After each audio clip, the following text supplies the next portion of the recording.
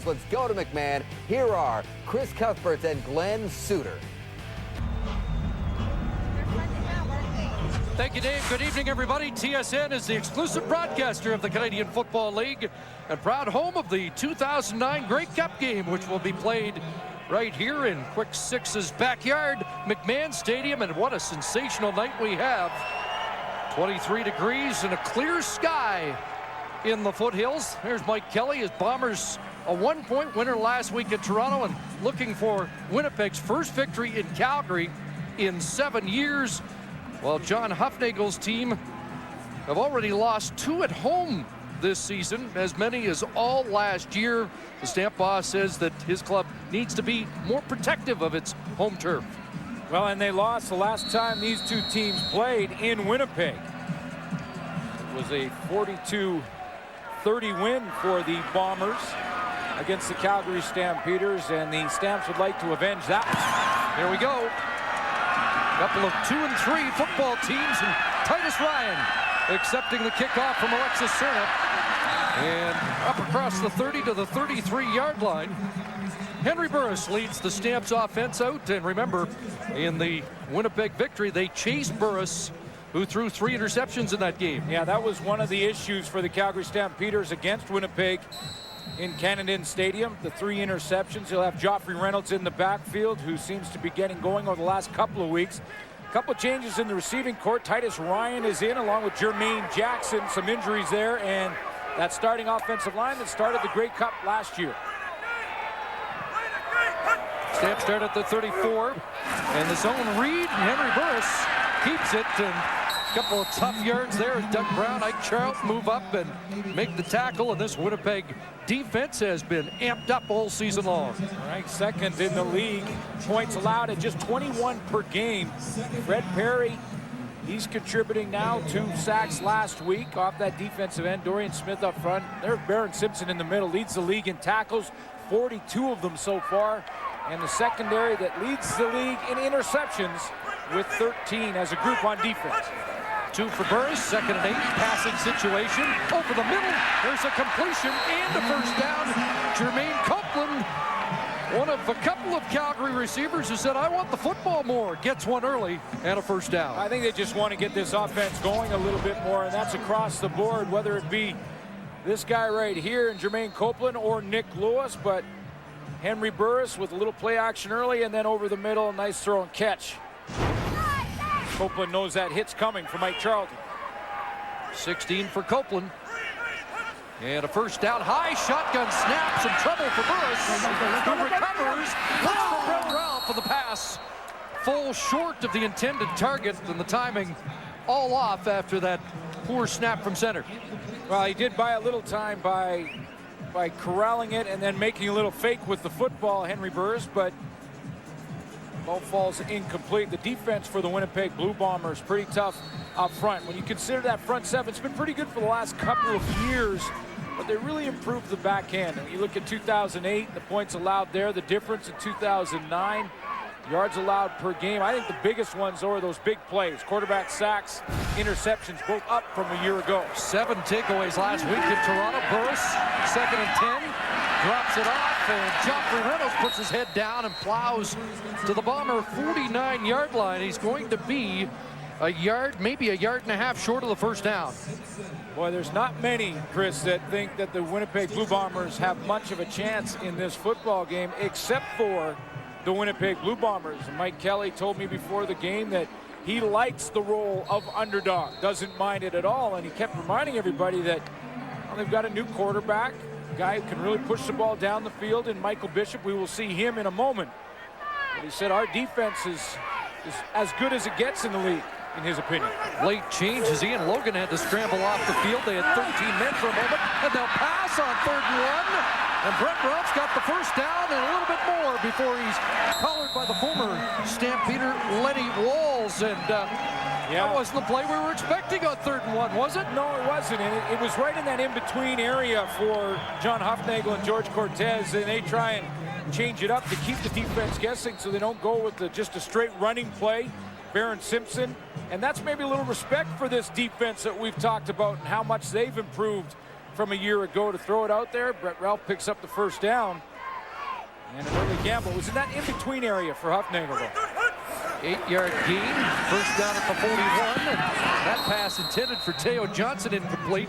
So they go to Brett Ralph, and we've got a battle of Ralph brothers in this game, and we've got a battle of Johnson brothers. Teo for the Stampeders, and Riel Johnson plays for the Bombers. And they'll use Teo Johnson. They put him in there at that tight end spot. He will catch a pass or two a game, but mostly used for blocking, some short yardage as well. But Henry Burris has him rolling right now. Riel Johnson in the Bomber defensive package at the moment. He lines up as a linebacker in 3-4, 2nd and 10. And Burris from the pocket. Nick Lewis can't bring it down. A little high heat from Henry Burris, and another one of the slot backs who wants a little bit more action couldn't bring that one down. Well, there was a lot of heat on it, but Henry Burris has thrown the ball hard out of the gate here. Maybe it's because Michael Bishop is in town, and everyone always talks about the fact that Michael Bishop has such a strong arm. Burris wants to show that he has one too. Tough catch for Nick Lewis. It's kind of over his opposite shoulder and high. And isn't this fitting? A long field goal attempt, 48 yards. And of course, Sandro DeAngelis missed from 49, which was a turning point last week against Saskatchewan. He said he was anxious to redeem himself.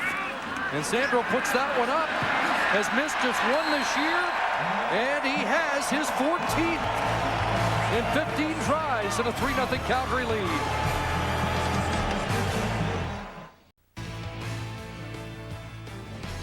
The CFL on TSN is brought to you in part by Rona, proud sponsor of the CFL. Rona, doing it right since 1939.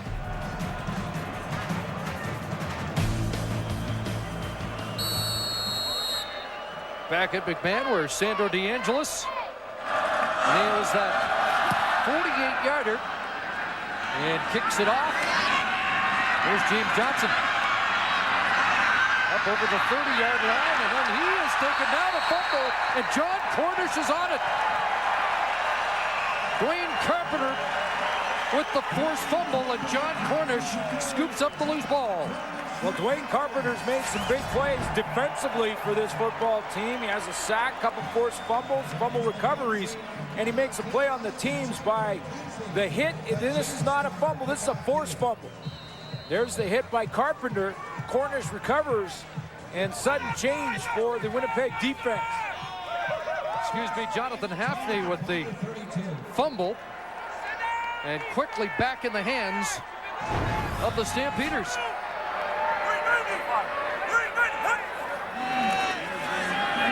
And Burris in trouble, just got it away and out the fingertips of Joffrey Reynolds, but a good job by Burris to avoid the sack. Boy, pressure always trumps coverage. And what I mean by that, if you can get good pressure up front, and that's what happens here. Doug Brown gets back in the backfield, does a nice job of flushing Henry Burris out to the outside. Look at that power rush on Demetrius Sumpas, and then now he's right in the face in the throwing lane because Henry Burris had a wide open Jermaine Copeland down in the end zone. 2nd and 10. And a screen. Reynolds bounced off first contact and should be close to a first down. Finally brought down by middle linebacker Barron Simpson, that seems to be in on every tackle for the Bombers. Those two sophomore guards being tested early. Demetrius Sumpas up against Doug Brown, and this time I think it's Jesse Newman comes out of there, number 62 on this screen. As he comes out of the backfield, gets a nice block right there at the point of attack. You need that one to have any success on the screen. You get the first one, you got a chance. Now you got your back in space in the open field. Let him do the rest.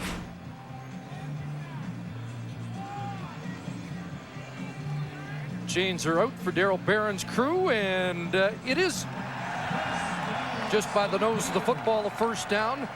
Stampeders lead the CFL in points off turnovers with 82 coming into week 6, and have a chance to add that total here. And it's a win for the defense in this scenario if they can hold Calgary just to a field goal. That's a momentum shift in the sudden change scenario. There's Reynolds off the right side and gets to the corner and is pushed out at the 9. Another first down for Joffrey Reynolds, who came into the night needing 24 yards to pass Lavelle Coleman for number 3 on the all-time Stamps rushing list. You know, week 2 against the Bomber defense, he only had 10 carries. He had 58 yards in that game. But his best this year was against BC, 131. He's starting to get rolling now. Big win against the Lions. Reynolds had 17 carries, 14 last week. Another 100-yard game against Saskatchewan in the losing effort. So a 14-yard pickup, and it's first and goal from the 8. Burris short drop, quarterback draw, and a flag down as he is brought down at the 5-yard line.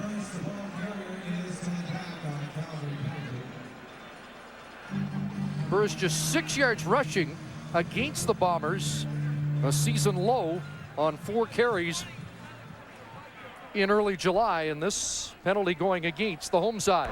Holding, Calgary, number 67.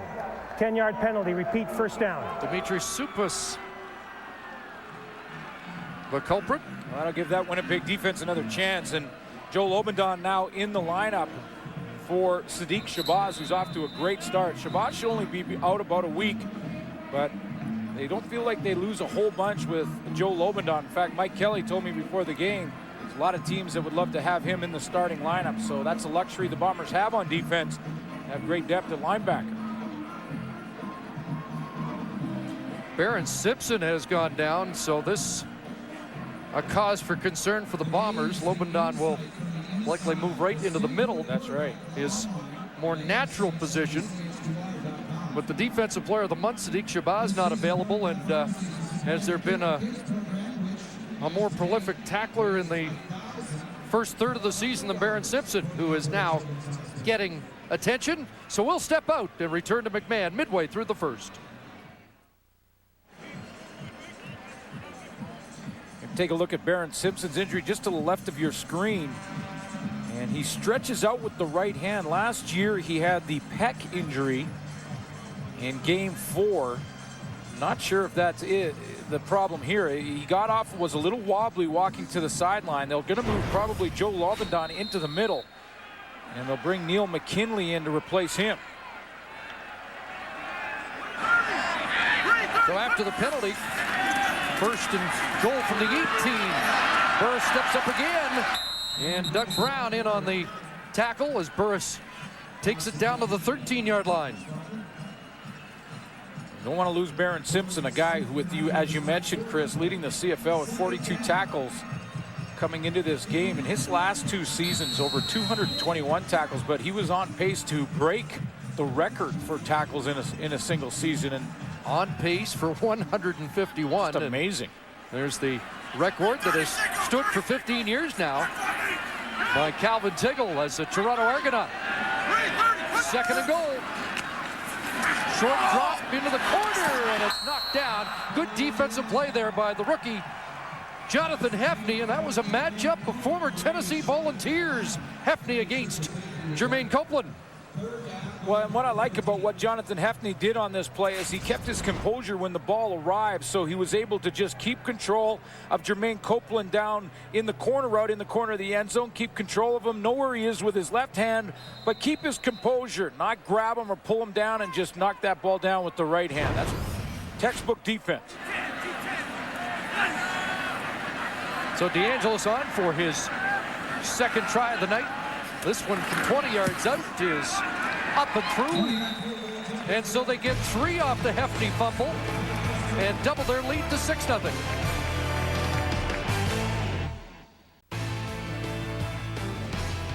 Closed captioning of the CFL on TSN is brought to you by Sport Check. Sport Check, the power of sport.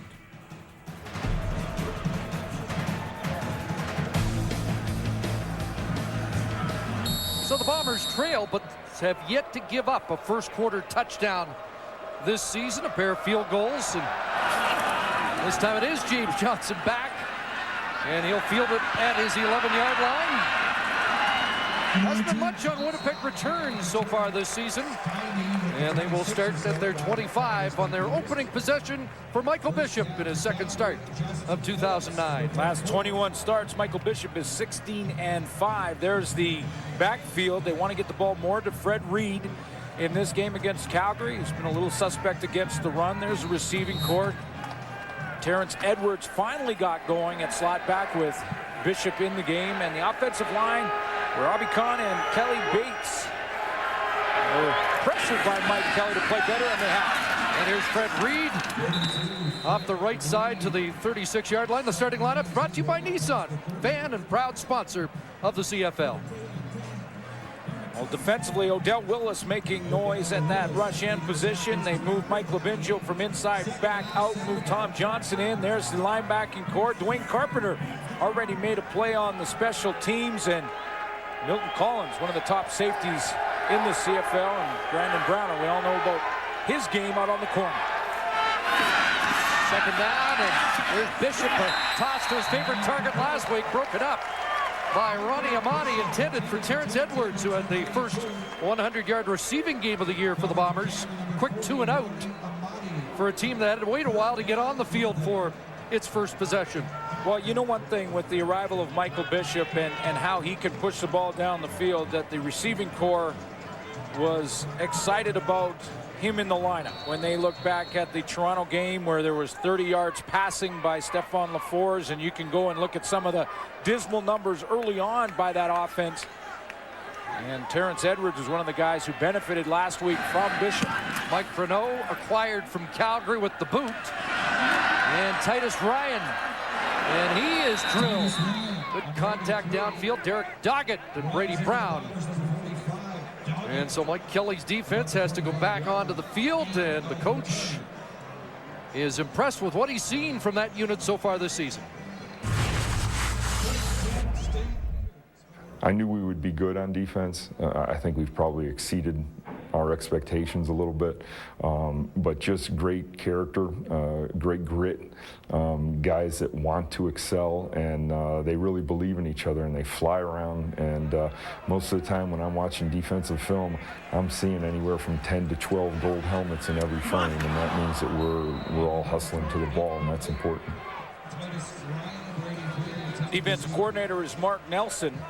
And he was telling me about how he likes this defense and kind of categorizes that as a player's defense, where he will drop them into areas, but once they're there, he allows them to use their imagination, fly around to the football, and use their football instincts to the best of their abilities. And that's one of the reasons they feel they're making these big plays. Mark Nelson has to be a little concerned with Barron Simpson remaining on the sidelines. McKinley in and Lobendon to the middle. Flags fly. And does Burris have a free play? He's going to Brett Ralph. He's got it. Brett Ralph inside the 5-yard line. And another flag at the end of the play as Keo Craver drags him down. Was it offside, Winnipeg? Let's find out from Darryl Barron.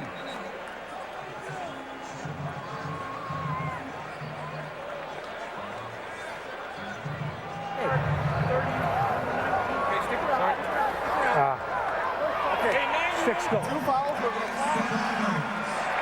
His offside against Winnipeg was the call. That was declined by the Calgary Stampeders. Obviously, they'll take the play. Number 2. 98 Winnipeg.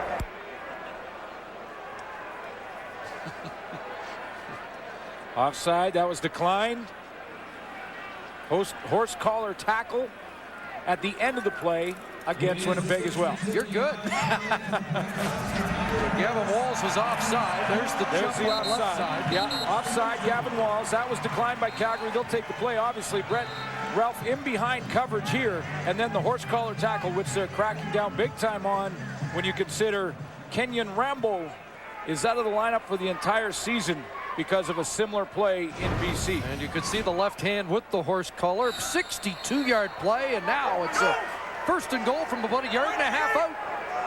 Mike Labingio in there, but it's Reynolds left side, touchdown.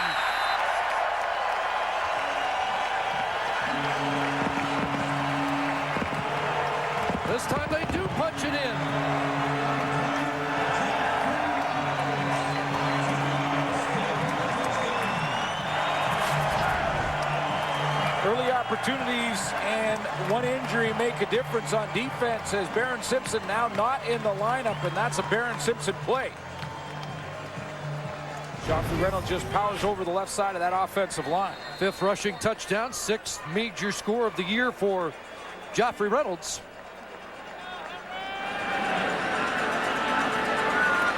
Extra point by DeAngelis.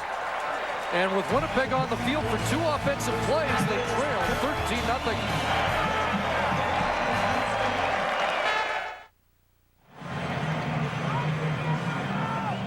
This is the big play to set up that touchdown from Henry Burris. He's got Joffrey Reynolds out in the flat. You can see he checks to his left side, try and influence the defense, and drops a nice throw over the top. Keyu Craver beat by Brett Ralph.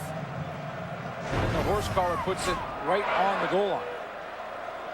I think Brett Ralph feels a little better than he did in Winnipeg, with a couple of drops and a fumble in that game, but a huge 62-yard play, and that's helped stake the stamps to this lead. James Johnson, and Johnson cartwheels up near the 30-yard line as we join Jermaine Franklin. Thanks, Chris. Michael Bishop hit the gym hard while he was at home, hoping for that call from up north, and it's a good thing he did, but we all know there's a difference between being in shape and being in game shape. Bishop had a great first quarter in his debut, but from the second quarter on, he said the fatigue started to settle in, and he said in his own words, his muscles felt like they were popping for the second, third, and fourth. Bishop believes his body will react better this game with another week under his belt, and his ultimate hope is the fatigue doesn't set in until after the game and a 3rd win for his team.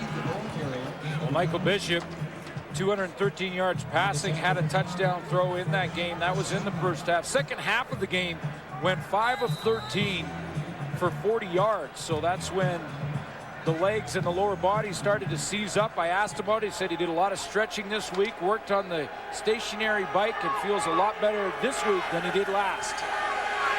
Looking for the initial first down for Winnipeg, 2nd and 8, and he guns that.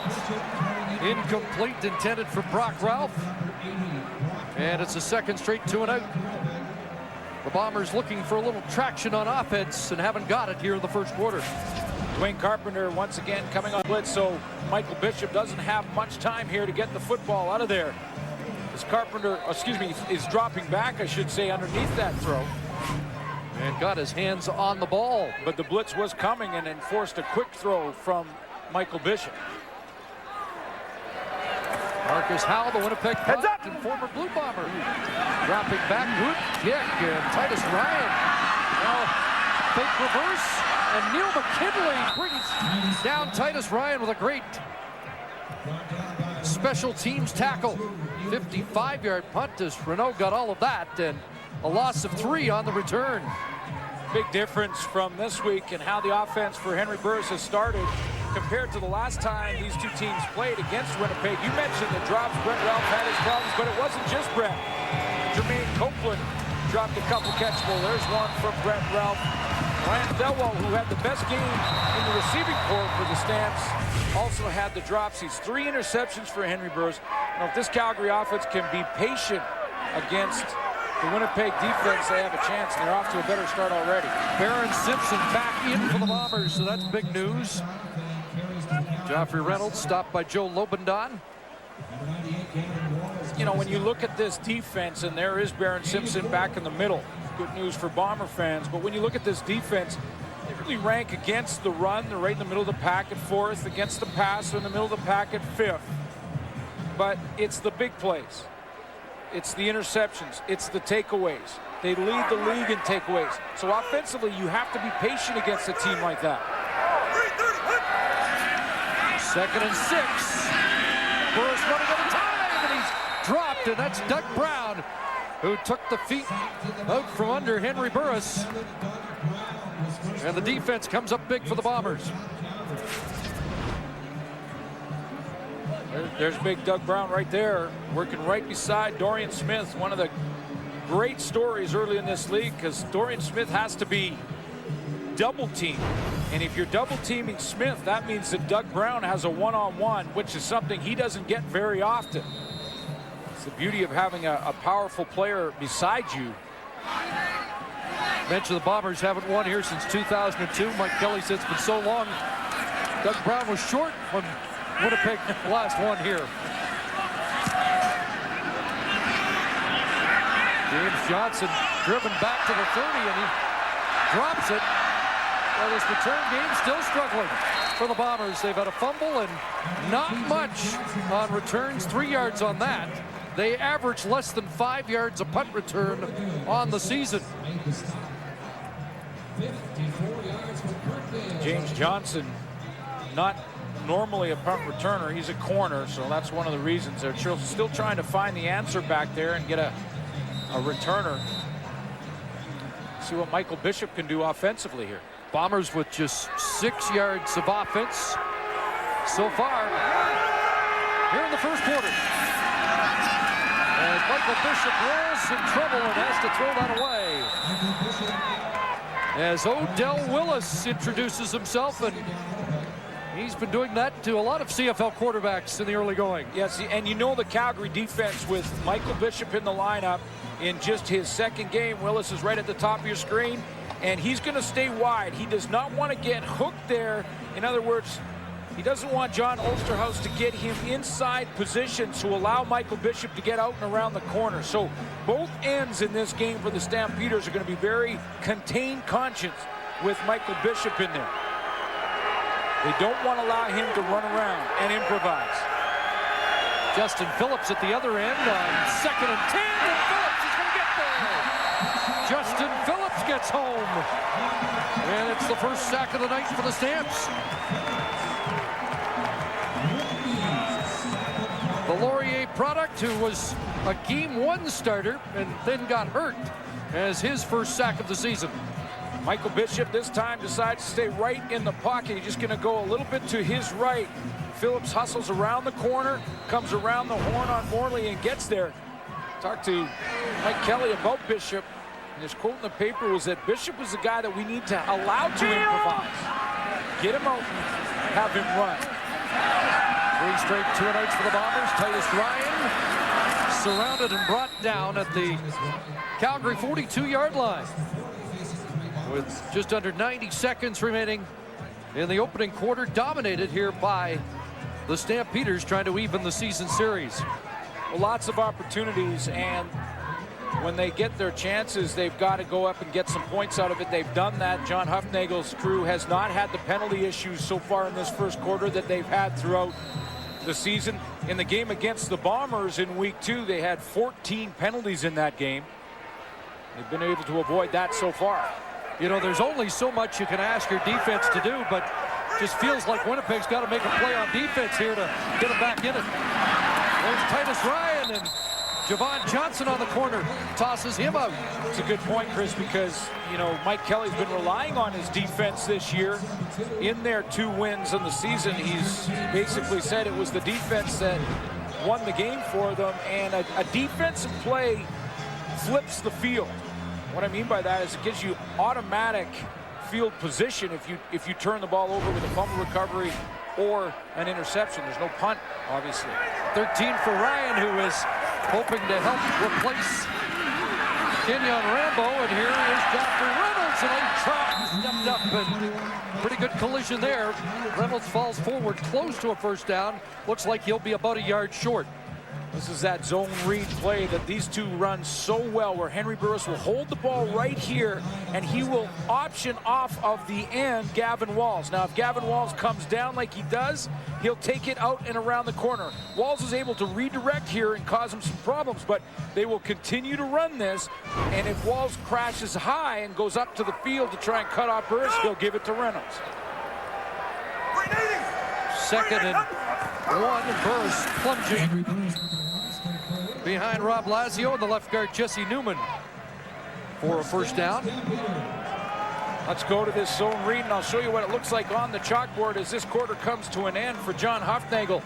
Basically, we'll use Fred Perry as an example on the defensive end, but this is what will happen. They'll read the defensive end, whether it be Perry or Gavin Walls. If Perry crashes down or the end crashes down, Burris keeps it and goes to the outside. If the end decides to come up the field and try and contain the quarterback, then they hand it to Joffrey Reynolds up the middle. It really puts the defensive end in a bind. Straight over the middle, and that catch is made by Nick Lewis. Final play, first quarter, dominated by the red and white.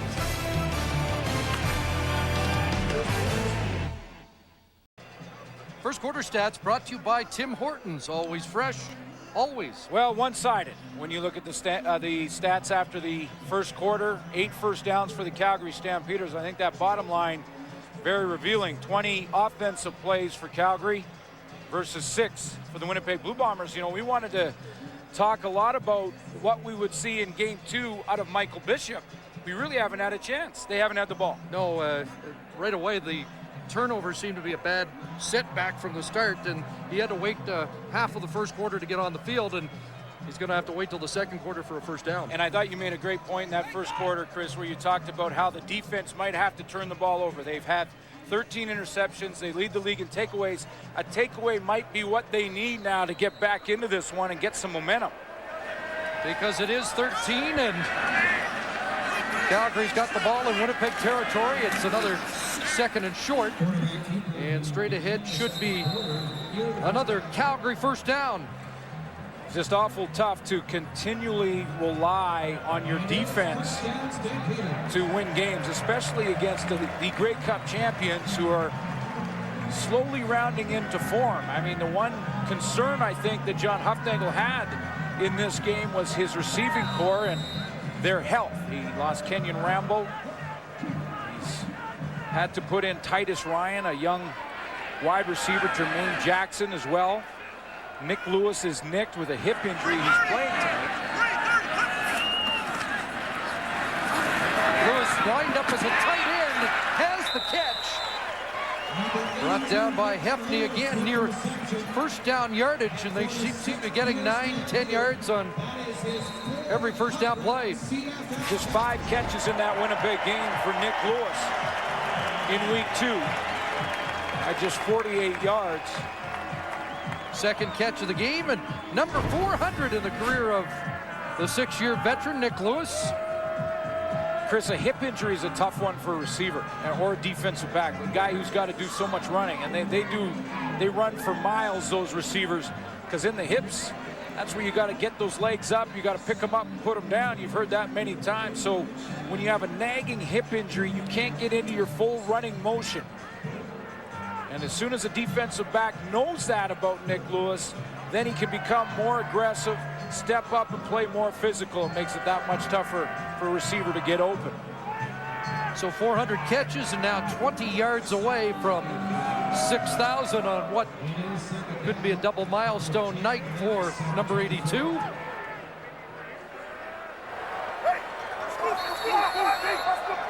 And also does a lot of blocking. I was going to say, I love watching him block.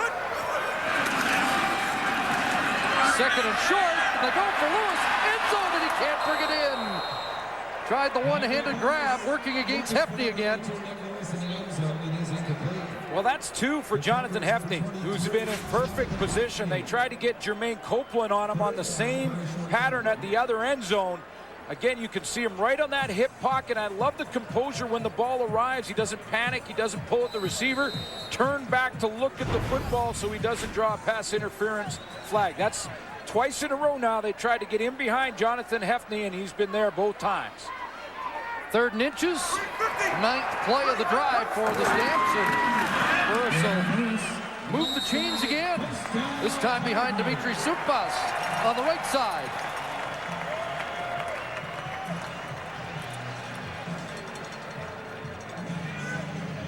Pretty methodical so far for the Calgary Stampeders. They've got a couple of extra opportunities which kept their offense on the field. I know if John Hufnagel in a perfect world would have liked to have seen touchdowns instead of 2 field goals early on, but this is the type of start that he wanted from his offense without question. That Winnipeg defense was on the field 35 minutes last week in Toronto in a win. It might be 40 minutes tonight. Here's John Cornish with a carry down to the 15. Well, one of the reasons that that defense has been successful, Chris, is that they've been able to get pressure with 4 guys. Gavin Walls, Doug Brown. Dorian Smith, who we've talked about, is one of the bright spots, one of the newcomers in the league. Was on the practice roster last year with Winnipeg, but getting a chance to play as 5 sacks. So Mark Nelson can get pressure with those 4. He can do a lot of coverage things in the back end. Smith checks out here. 2nd and 3. Flags down, and Fred Perry off the edge does bring Burris to the turf. Let's sort out the penalty markers. And was Winnipeg offside?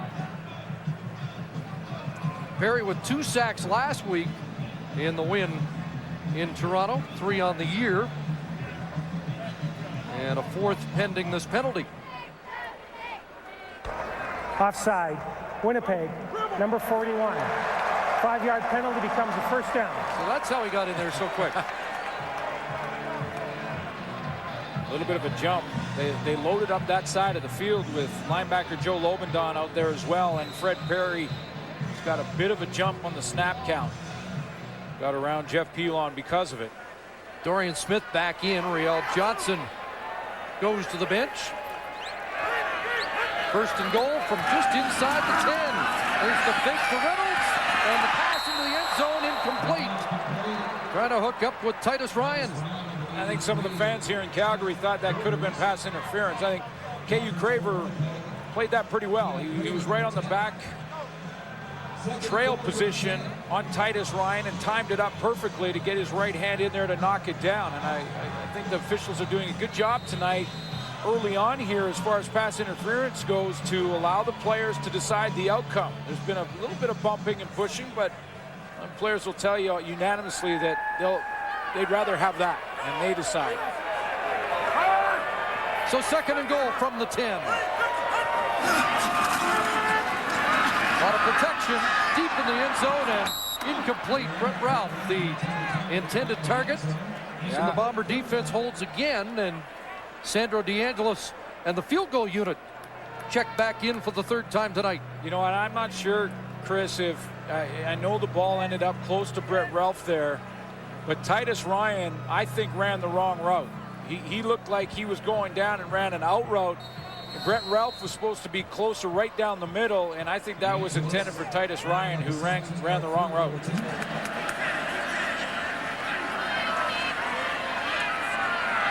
So Sandro to add to the lead with a chip shot from 17 yards out. And it's a 16-point Calgary lead.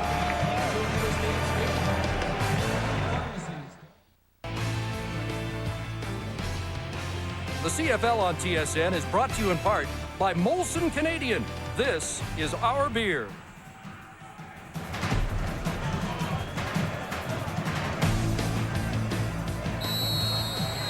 Oh, we saw the intensity on John Hufnagel. Wondered if maybe they were a man short on that last field goal. Yeah, but the right complement was on the field. We counted them up in commercial, and they had 12.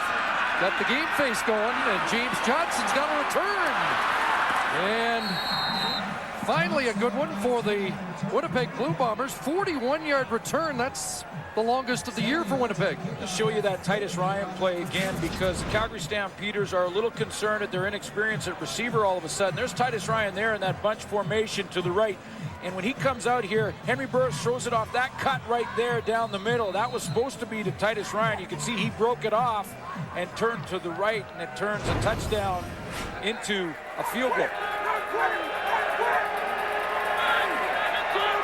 So the Bombers trying to get something going. Short drop for Bishop, looking a couple of ways, and has a completion. That's the first completion of the night, and that was the favorite target a week ago, Terrence Edwards, who had 7 for 110 in Toronto. You know, Michael Bishop is a guy who will lock into receivers. We know that from his past. And that's something that Mike Kelly really doesn't have a problem with. He looked out there, he didn't see anything, so now he came back to Terrence Edwards there. And Mike Kelly said, if you don't want Michael Bishop to improvise, then you don't want Michael Bishop as your starting quarterback. 2nd and 4. Let's see some improv here. He's hit as he threw the football, and another 2 and out. The two things defensively now when you face Bishop, looks a little shaken up down there after that hit. But one is to contain him. That's got to be always defensively the #1 objective, is to keep him in the pocket. And if he's going to run up in the middle there where your friends are. And Tom Johnson puts his helmet right in the middle of the chest of Michael Bishop here. That's big number 77 doing his John Helton impersonation. And that's a legal hit because above the waist and below the head. And a good form tackle right in the middle. But that's where you want to flush a guy like Michael Bishop, who has the ability to run and throw so well on the run. If you're going to flush him anywhere and he's going to take off, make sure it's up the middle. That's what Calgary does to perfection there. And Bomber fans hope he's okay. So a tough night so far for Mike Kelly's squad. 5 minutes into the second quarter.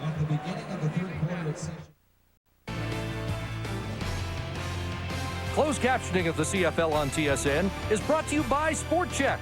Sport Check, the power of sport.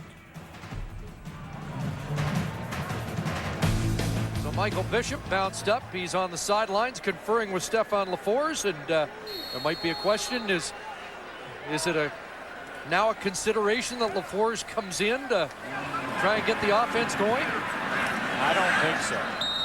I don't think that that's a move that Mike Kelly wants to go to. Now, I know what you're saying. Stephon LaForce was the starting quarterback when they beat Calgary in week 2, but he completed 48% of his passes that night and 156 yards. I would suggest that it was the defense that won that game, and they want Bishop to be the guy. This is the guy that can push the ball down the field, can make every throw, and if he's healthy, I think they stick with Bishop. And needs the reps. No question. And they felt he had a good week as well. You know, some of the Bombers saying that the package not that much bigger than the playlist for a week ago, but he has a better grasp on the plays. Flag down. Joffrey Reynolds, big hole. Find out what these markers are all about. As Reynolds takes it into the Bomber secondary.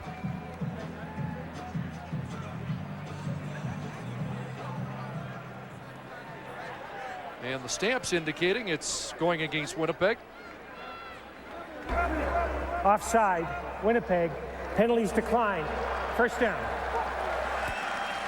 So the 13-yard carry stands. Well, we drew up this on the chalkboard for you. Let's show you what it looks like live. There's Fred Perry, and there's Henry Burris, the guy who's going to option him. And watch Fred Perry freeze on Burris for a second. He holds it there. He freezes on Burris. That's enough to give the ball to Joffrey.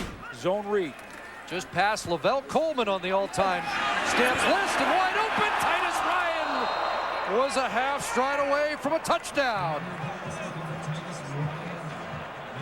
Henry Burris just misses. Yeah, and that's the one, Chris, where the quarterback wants to put a little more air on the ball. And it's amazing to me how when quarterbacks at times, and I'm going to have to chat with Matt Dunnigan about this, quarterbacks at times when they have a wide open receiver, and Titus Ryan can't get any more open than that, how sometimes they start to aim the ball in there rather than just regular throwing motion, throw it up there and let him go get it.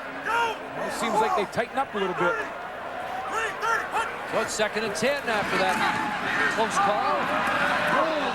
More high heat from Burris. And Nick Lewis can't bring that down. So the offense off the field, but Joffrey Reynolds continues his resurgence and his climb up the all-time Stampeder list. Well, and the way he's running right now, no reason that he can't go ahead and take first place over the next couple of years.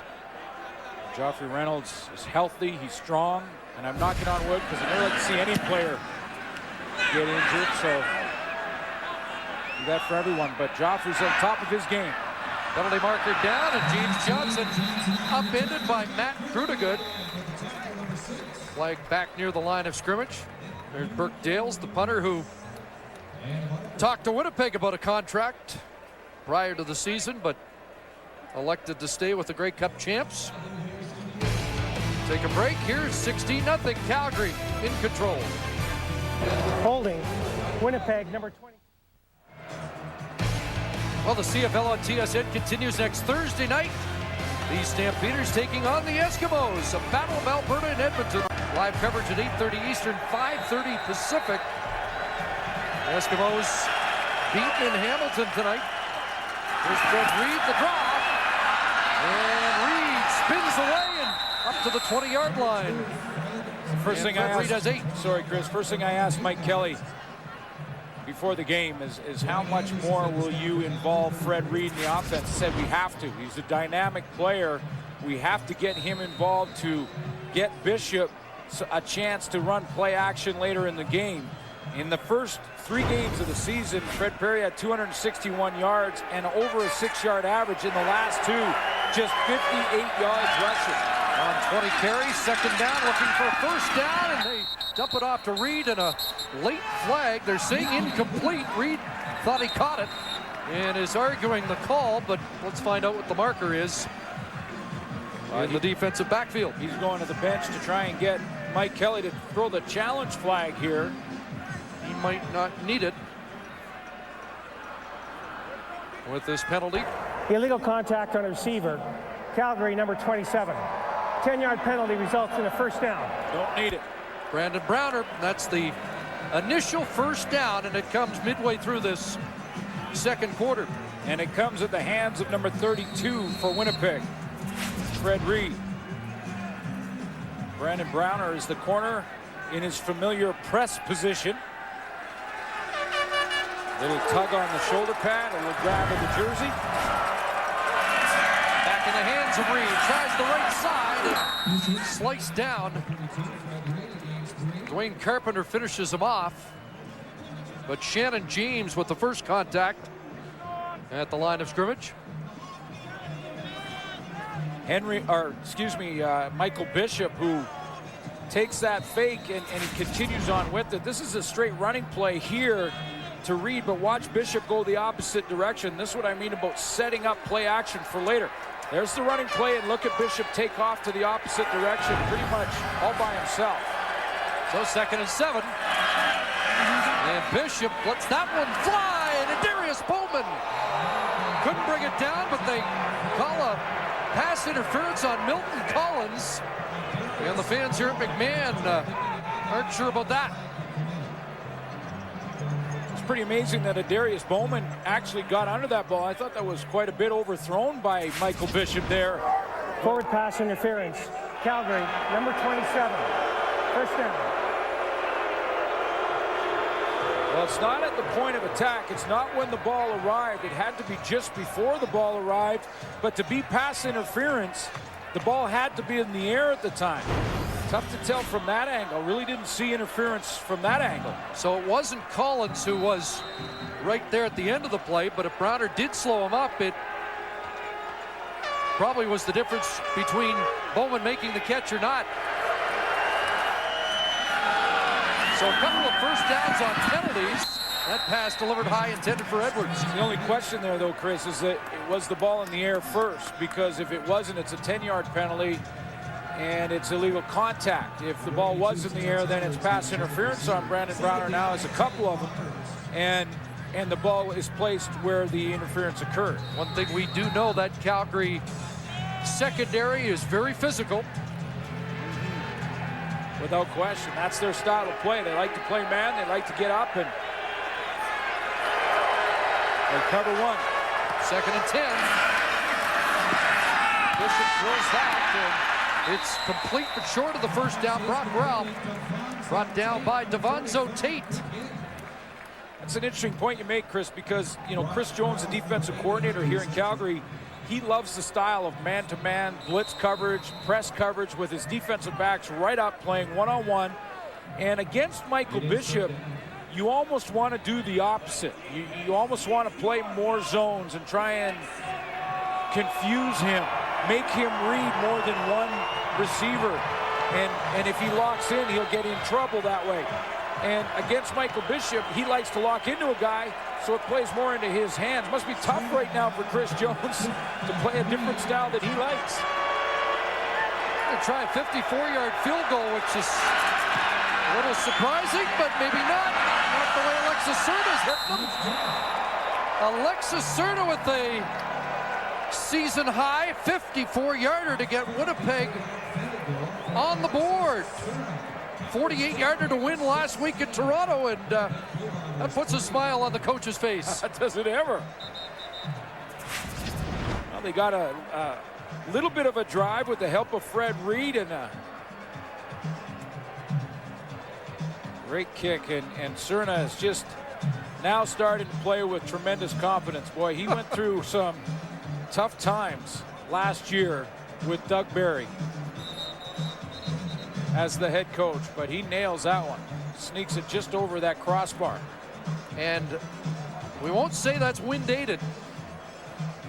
Doesn't look like there's much of a breeze at all, but Mike Kelly opted to go for points instead of pinning Calgary, and it turns out to be the right call. And he's pumped up as well, Chris, because if you miss those long field goals, they're very returnable. And so it's a big gamble for a coach to make the decision to kick a field goal beyond 50 yards. So Serna, 6 of his last 6. Sends it downfield, and Ryan from his 15. Titus Ryan up to the 35 as we check back in with Jermaine Franklin. Thanks, Chris. Nick Lewis was very open about wanting more balls this week, and because of that, he was the talk of the town. But from Lewis's point of view, as a player, he does so much for the coaching staff when it comes to protecting the quarterback and sometimes more, that as a playmaker, he'd like to see more balls come his way for the chance to make plays. Now, he did say he thought the media blew it out of proportion, but the most important fact is he said he talked to offensive coordinator George Cortez before he spoke to the media, which we all know makes all the difference when it comes to relationships within that organization. Has a couple of catches in the game, and there's Teo Johnson, the big man, out of the backfield, and he's cut down at midfield by Jonathan Hefney. But Teo Johnson, who says, I'm 3-0 against my brother, has a big catch. And let's show you how it works out of that zone read again. Here comes Joffrey Reynolds in here. Watch Fred Perry crash down on Reynolds. And when he does that, what does Henry Burris do? He pulls the ball. Teo Johnson comes out from the right side of the formation, out to the left. He pulls the ball out of the Joffrey Reynolds belly, and he goes right to Teo Johnson for a first down. 19 yards for the big fullback slash tight end. Burris has time. Javon Johnson thought he had his 4th pick of the year and maybe a quick 6. 2 interceptions versus Toronto. You're right, 3 on the season, and he was waiting in the weeds on this one. He had just allowed his receiver, you get a great look at that as he just read the eyes of Henry Burris. He knew Joffrey Reynolds was up there, but he didn't have to jump him. Had him well in control. And the only thing he forgot to do was hang on. 13 interceptions for the Bombers on the year. They had only 15 all of 2008, 2nd and 10. And the screen is out of the reach of Joffrey Reynolds, incomplete. It looked like to me Gavin Walls put a little pressure on Henry Burris, and that changed the throwing angle for him. He was backing up there and had pressure in his face, tried to sort of a little jump ball and pass it in the air. And it was actually closer to Dimitris Sumpas, who's out there trying to get a block. So John Huffnagel's punt team comes on. James Johnson awaits. Just over 4 minutes remaining. First half. And maybe that field goal by Alexis Serna giving the Bombers a little spark.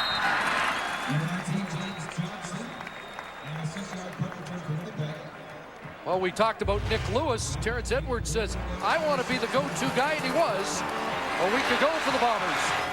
Yeah, and Mike Kelly told me, you know, when he went in there, he sort of forgot about running the ball to Fred Reed because he had heard so much of the last 3 or 4 weeks how the Bombers offensively could not get the ball down the field. So they put Bishop in. They signed him to a contract. Terrence Edwards has a smile ear to ear, and he has 110 yards and a touchdown in Bishop's first game. There's Fred Reed. Trey Blackman, the middle linebacker there. Reed to the 25.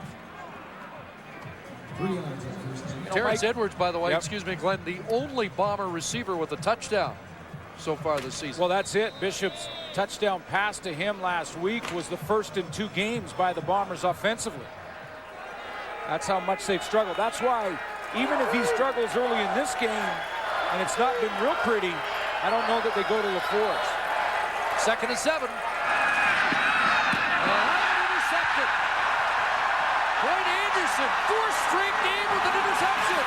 Looking for a second touchdown. But there is a marker. There is a penalty marker on the play. Tom Johnson is pleading his case with the official. The interior defensive lineman for the Stampeders. Major foul, roughing the passer, low hit to the quarterback. Calgary, number 77. 15-yard penalty, automatic first down. Let's take a look. There he is right here. And you can't hit the quarterback in the head, or you can't hit him low. We showed you once early in the game, he made the real nice form tackle. That time he had the legs cut out from underneath him. Really not his fault because he was going down in the process. But that doesn't matter to the officials. It is still a penalty, even if you were knocked down to your knees and roll into it. That to protect the quarterback. Yeah. And as you could see, that could have been a nasty hit on the knee. But Dwight Anderson, though, boy, he has been red hot. And Michael Bishop's going to have to be wary throwing in his direction. The 3-minute warning here at McMahon.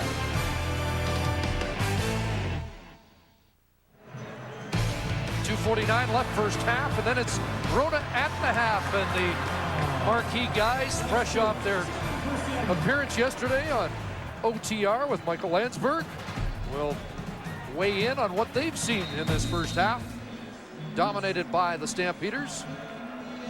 But Michael Bishop has time to change the complexion of this first half of football if he can get something going. 2nd and 10. Here comes the blitz. Bishop gets outside. Is taken out by Johnson at the sideline, short of a first down. And Bishop wants a word with the guy who got his legs a little earlier. Tom Johnson has to be very careful there because he just drew a penalty that extended the series for the Bombers, and this one was close. He's on the sideline, and I'm wondering about the horse collar too. I know he had the right hand around the shoulder pads of Michael Bishop. Was he out of bounds? He wasn't out of bounds when he first made contact, so it's not a late hit, and he did get the arm around the front of the pads of Bishop, so no penalty there, but very close.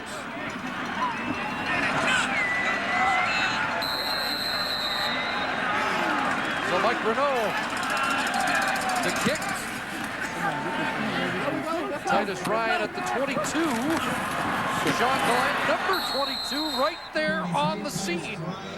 Good downfield cover by the Bombers after the 45-yard punt.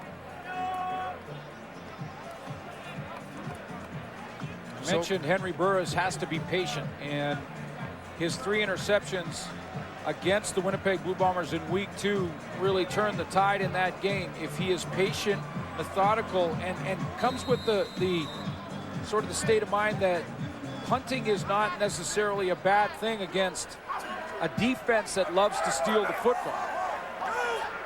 For the first 5 starts of the year, Burris held under 250 yards passing.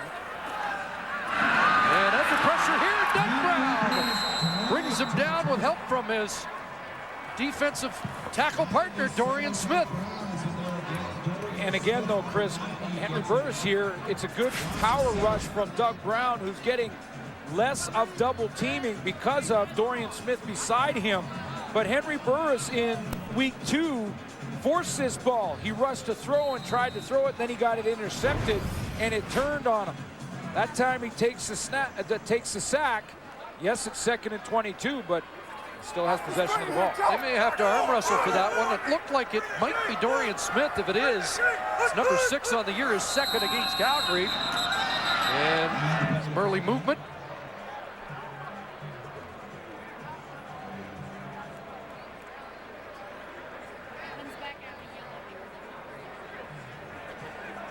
And it's going against Calgary, and Winnipeg backing the Stamps up.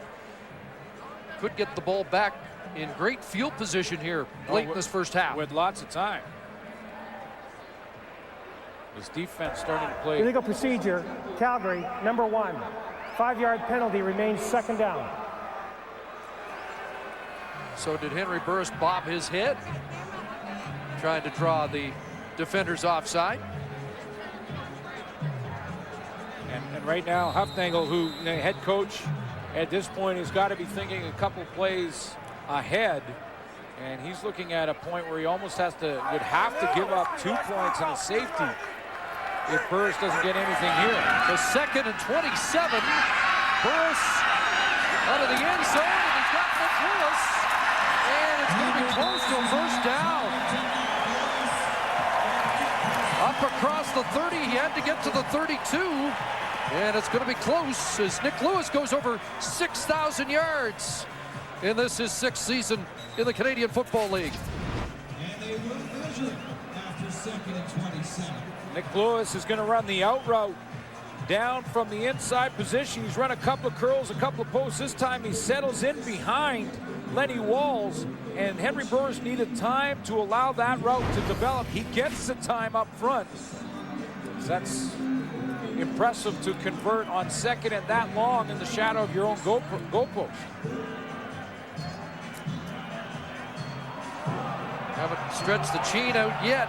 This will be an interesting decision for John Hufnagel.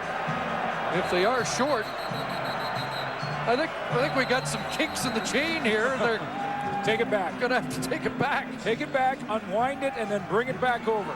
Yikes. But you're right, Chris. I mean, even if they're a little short here, it's a tough decision for John Hufnagel, but at the very worst, he's got his punt team some room to actually be able to kick it away, whereas Mike Kelly was looking at this as a huge opportunity in that 2nd and long. He gets a stop on that 2nd down.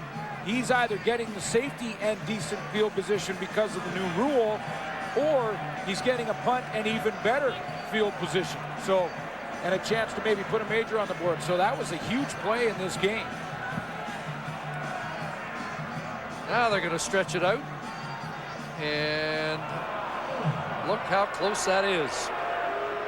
On 2nd and 27, they come up a couple of inches short, and John Hufnagel is going to keep the offense on the field. Rule of thumb, a yard or less, confidence in your offensive line.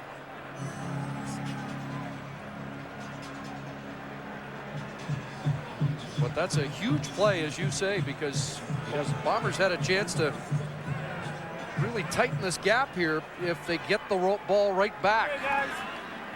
Now they need to come up big on this 3rd down gamble.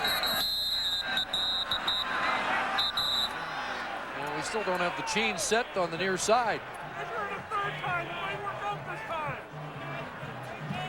The chain gang is getting it together down there. But important here because an inch could be the difference.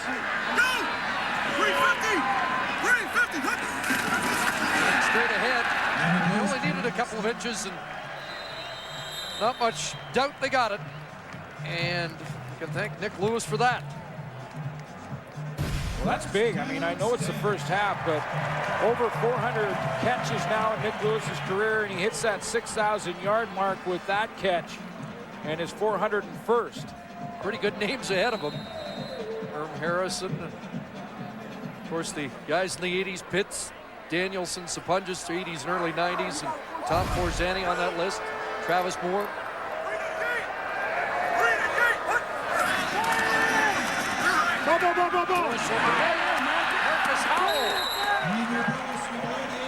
Into the offense because of the injuries to Kenyon Rambo and Ryan Thelwell, and he has his first grab of the year. You mentioned Alan Pitts, and Nick Lewis has a way to go to get to Alan Pitts. Up here on the wall for the Calgary Stampeders, and I played against Alan Pitts, and I can tell you there were many, many occasions. When you look at that list that we would get in the huddle and say, it's going to Alan Pitts. They are throwing the ball to Alan Pitts. We're calling the double team on Alan Pitts. So does everyone in the huddle understand? They're going to throw the ball to this guy. And guess what? You catch it. Kind of like when you knew Mike Pringle was going to get the ball. Exactly. Just some players that, you know, they can beat that double team. I know G. Roy Simon sees a lot of it in the BC Lions offense. And Nick Lewis hasn't really had to face a lot of it because of the complement that he has here in Calgary with Jermaine Copeland when he's had Kenyon Rambo in the lineup. He's got a ways to go to catch Alan Pitts, but well, I tell you what, I don't know of a better receiver that certainly I faced in my 11 years than Alan Pitts. Barron Simpson has been shaken up again and is slow making his way to the sidelines. And Mike Kelly indicated that he was hurting a little bit coming into this game with all the physical activity he's been through. And it's the second time tonight that he hasn't got up right away. Again, without Sadiq Shabazz, who has been on fire in the first third of the season. Defensive Player of the Month for July, out this week with an ankle, and they're expecting him back next week in all likelihood. First and 10 from the 50, a fake, and then Jermaine Copeland wide open. Down to the Winnipeg 39-yard line, and lots of time now for the Stamps to add to their lead. Chris, I can't emphasize this enough. I know it's the first half, but, you know, I've already got this one penciled in. If Calgary wins this game, that catch by Nick Lewis on second and what was it, 27? Second and 27. This is a game changer. When it looked like Calgary was starting to spin their tires. Yeah. Now Copeland, and he was all tied up with Hepney, and a late flag, and everybody, McMahon was waiting for one, especially the head coach. And it finally flies for the back official. Well, and I don't know if it was the push from Jonathan Hepney. Forward pass interference, Winnipeg, 23. First down. When I watched it live, Chris, though, I thought it was that Hepney was trying to hold down the left hand of Jermaine Copeland, didn't allow him to get that other hand up there. You see how his left hand is stuck? And it looked to me that Hepney was holding that arm down, and that is pass interference. You can't obstruct the receiver from going to try and get both hands on the ball. You can play the ball, but not his arm first. Again, that matchup of former Tennessee Volunteers, a first down, and here's Reynolds, and scrambling, and they'll mark him in. Touchdown, Joffrey Reynolds. Ike Charlton couldn't bring him down.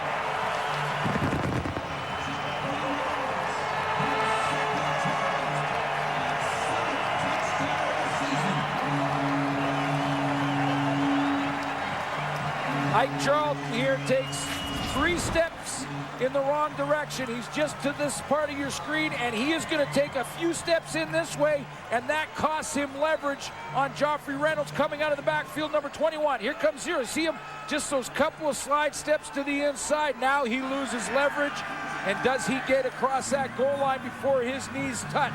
There is contact. The hand's okay. Oh, what tremendous balance. You could put the hand down. That's not down by contact, and it looked like that ball crossed the plane. I know that Mike Kelly wants to take a look at this. Okay, contact's made. The hand's okay, still alive. Body touches. It looked like the ball was across the plane about the same time. This may be a better angle here. What a stretch by Reynolds. That is one athletic play, and that is a touchdown. Wow.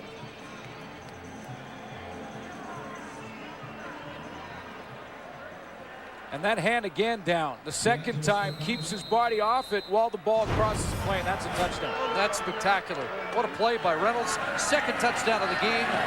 He has 4 catches for 45. DeAngelis the extra point. Well, that makes the score, I think, more indicative of the way the first half's gone. But when you thought Calgary was backed up, they put together the best drive of the night. When you're a running back, if you're 8, 9, 10 years old, you start doing drills where you have the ball in your hands and you put your offhand down on the ground to maintain your balance. And then you switch the ball over, put the right hand down, then you switch it over and you put it down. Joffrey Reynolds, that was as pretty as it gets for him to maintain his balance and get his 7th touchdown of the campaign. That one was pretty. And let's take one more look at it. Sports Center, roll the tape.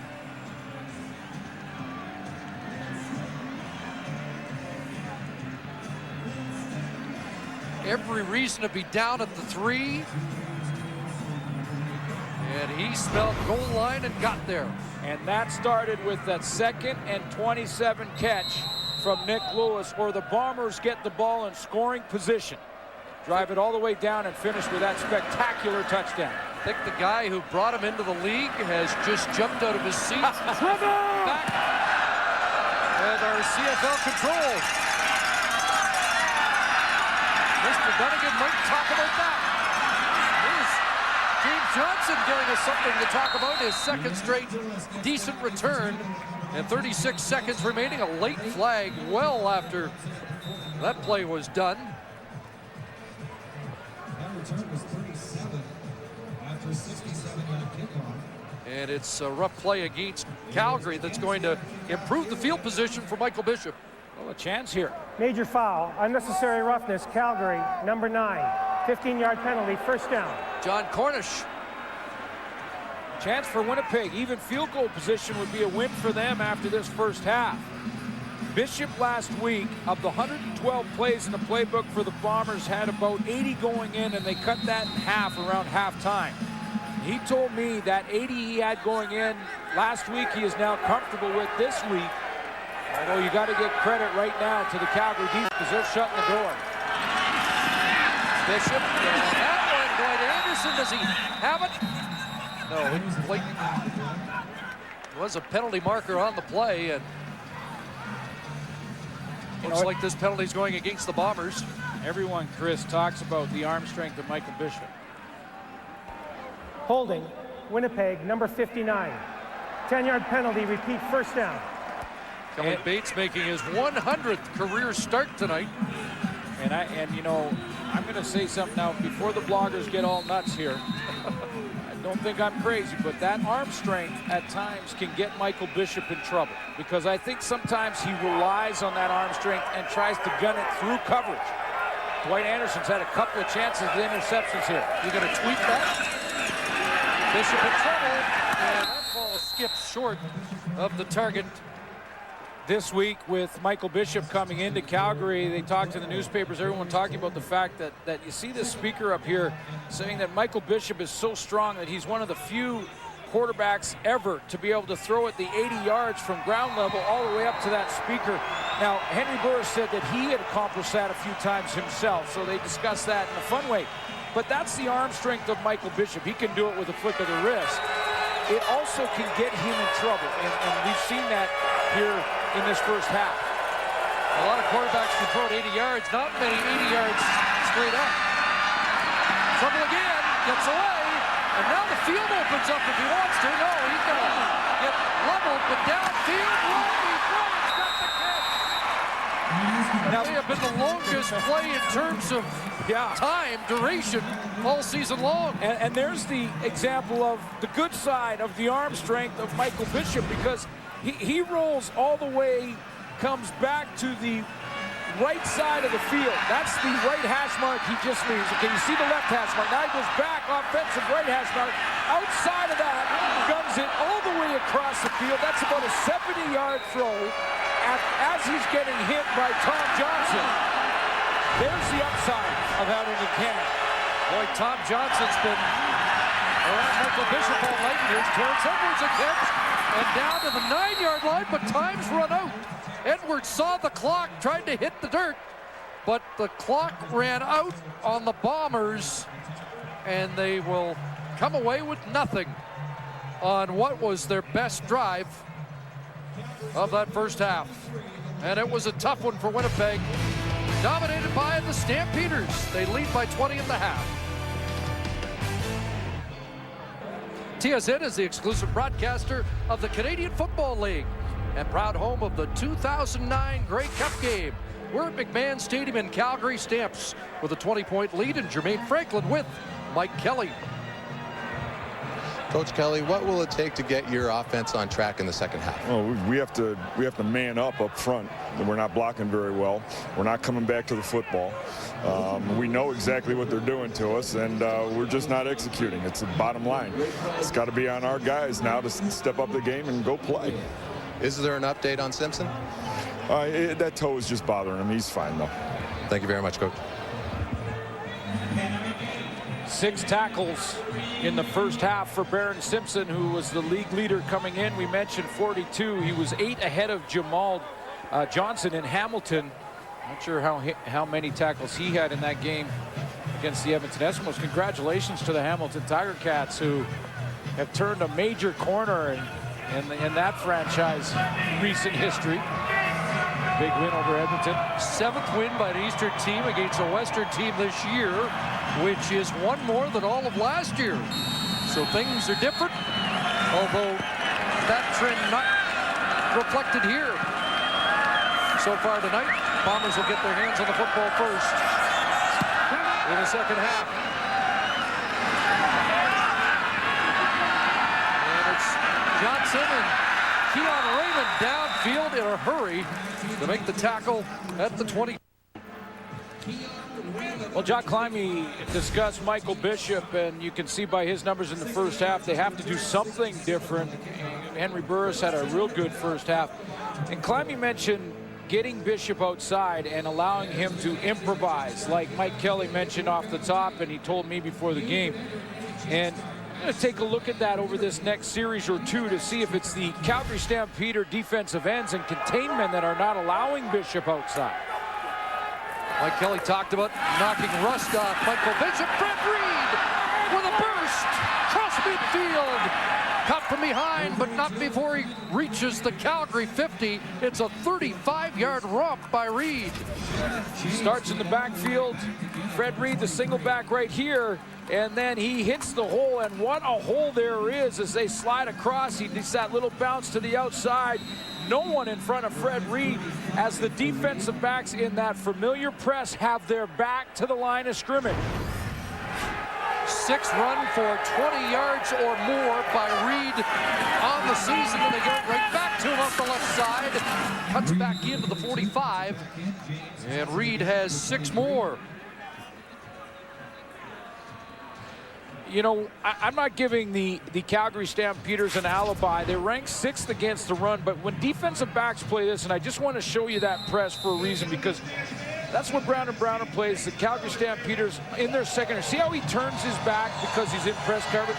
His back is to the line of scrimmage. The defensive backs cannot help much in the run for the Calgary Stampeders on defense. 2nd and 4. Bishop on a roll. And that ball caught by Brock Ralph. It's a first down. Just the 2nd first down of the game by the Bombers that hasn't come by a penalty. And that's why for Mike Kelly, Fred Reed is important here, because it's not out of reach where he has to abandon the run. And Calgary Stampeders ranked 6th against the run, and they have to rely heavily on their front 7.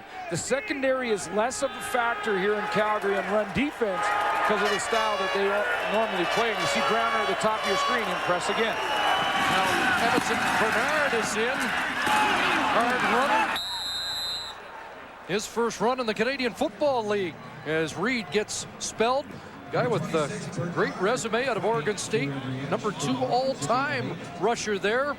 Recommended to check into the Canadian Football League by a guy who knows all about the CFL, Mike Riley. Got a chance to visit with Mike Riley when he was in San Diego, and Dave Dickinson was down there. Is there a better man than football than Mike Riley? Outstanding. 2nd and short, back to Bernard, and he's got a first down, and they're putting first downs together here for the Bombers. Let's check in with Jermaine Franklin. Thanks, Chris. Defensive lineman Mike Labinjo did not come out with the rest of the team for the second half. He suffered a left leg injury in the first half, and he is not expected to return. Did seem to be spending most of the second quarter on the sidelines. He does rotate through, but so Labinjo out. That'll give Justin Phillips more responsibility. Now Bishop looks into the end zone looking for Terrence Edwards, but that one thrown out of the end zone, incomplete. Looking for Terrence Edwards, number 82. But a good drive, and a drive that the Bombers needed offensively to try and get something where they can hang their hat on and see if they can convert here on 2nd and long to continue to move this football and move the chains one more time. They've established a good drive here with Fred Reed because they needed something to get some confidence going. You heard Mike Kelly say they got a man up there. And that was probably an emphatic message at halftime. He got a response if it was. Over the middle, it's another first down. Terrence Edwards dropped by Devonzo Tate. But the Bombers are moving, and they're 1st and goal at the 7.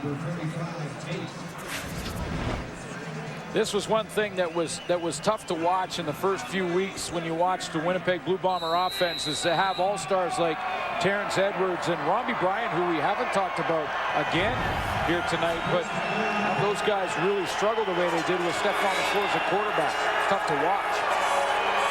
See if they can punch it in now. Fred Reed straight ahead, touchdown. He got it started, and he finishes the drive. The Bombers get back in it.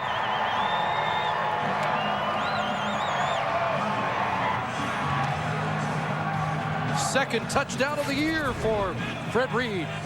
Started with a big run from Fred Reed, and it finishes with a big run from Reed, and they go right after that spot where Mike Labinjo lines up. Yeah, we back in it, baby. We're gonna win this. Believe me. Yeah, baby. That's what I'm talking about, boy. Fred Reed very optimistic after that drive. Oh, at the point after, they get within 13, 23-10. Stampeders lead.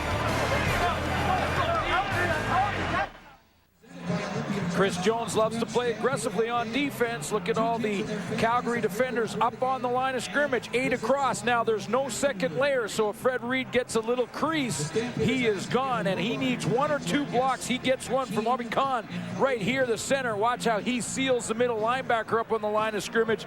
Trey Blackman just turns around. Big block by number 60. That opens up that little seam for Fred Reed. And some Winnipeg offensive numbers to talk about. Reed with 49 yards of rushing on that drive. Here's Titus Ryan. Out around the 30-yard line. We'll see what Calgary does in response. That's an 86-yard drive by the Bombers for a touchdown. They had 82 first half yards. Yeah, and a lot of those first half yards of the 82 were on that one throw by Bishop right at the end of the half. But if every offense, Chris, needs something to hang their hat on, well, I would say 32 would be a good hat rack. Just to hang your hat on him and ride that horse. And he wants to be that guy.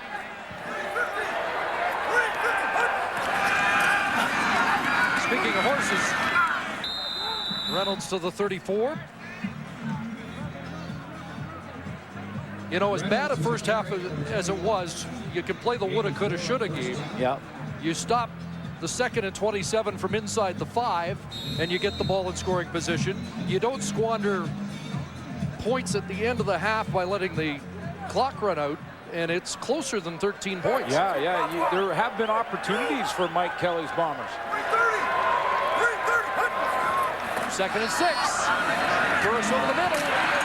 And Nick Lewis has another catch and a first down across the 40. Well, they got the change going, but I love that halftime interview. And I know Mike Kelly has been criticized at times early on here in Winnipeg, but I guarantee you he brings that old school sort of mentality. And to say he needs his team to man up a little bit comes right out of that textbook. But he wants to bring back that old traditional Bomber football. And they play tough no matter whether they're on the road or at home. Burris in trouble. right at the line of scrimmage. Gavin Walls and Fred Perry, the ends converging. And there's an example of that tough football. Perry getting it there. We have a good look at him. He works up on Archibald, comes up high, and then he'll just be patient, cut underneath, and take away the escape lane with help from Gavin Walls. They met, little team meeting, little defensive end meeting.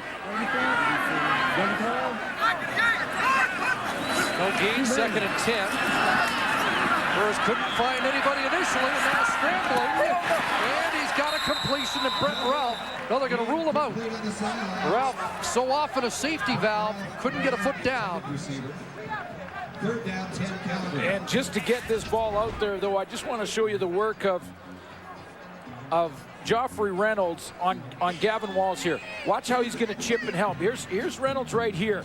And watch as he steps up now, and he's going to chip on 98, help him there to get Burris outside. Now, Ralph was just a bit out of bounds on the throw, but that has no chance without the help of Joffrey Reynolds on that little chip.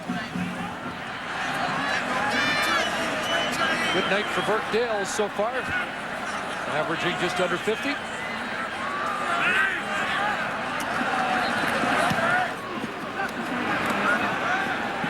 Another good one. James Johnson up across the 30. 51-yard punt, 13 on the return.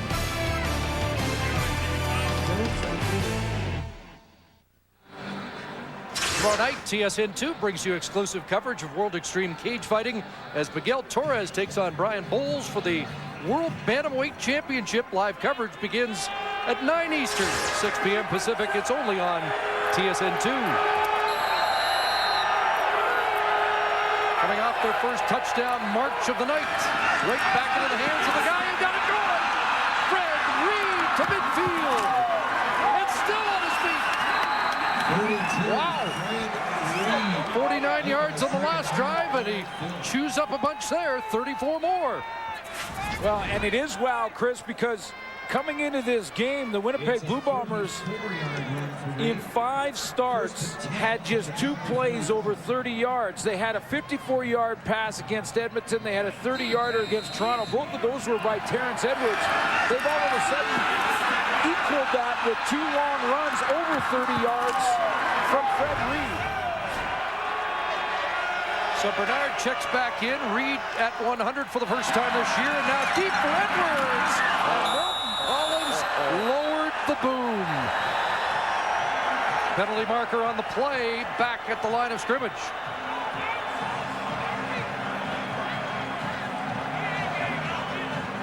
We've seen Milton Collins deliver a few blows like this, and well, and I think the flag came out because this ball was long Forward gone. pass interference.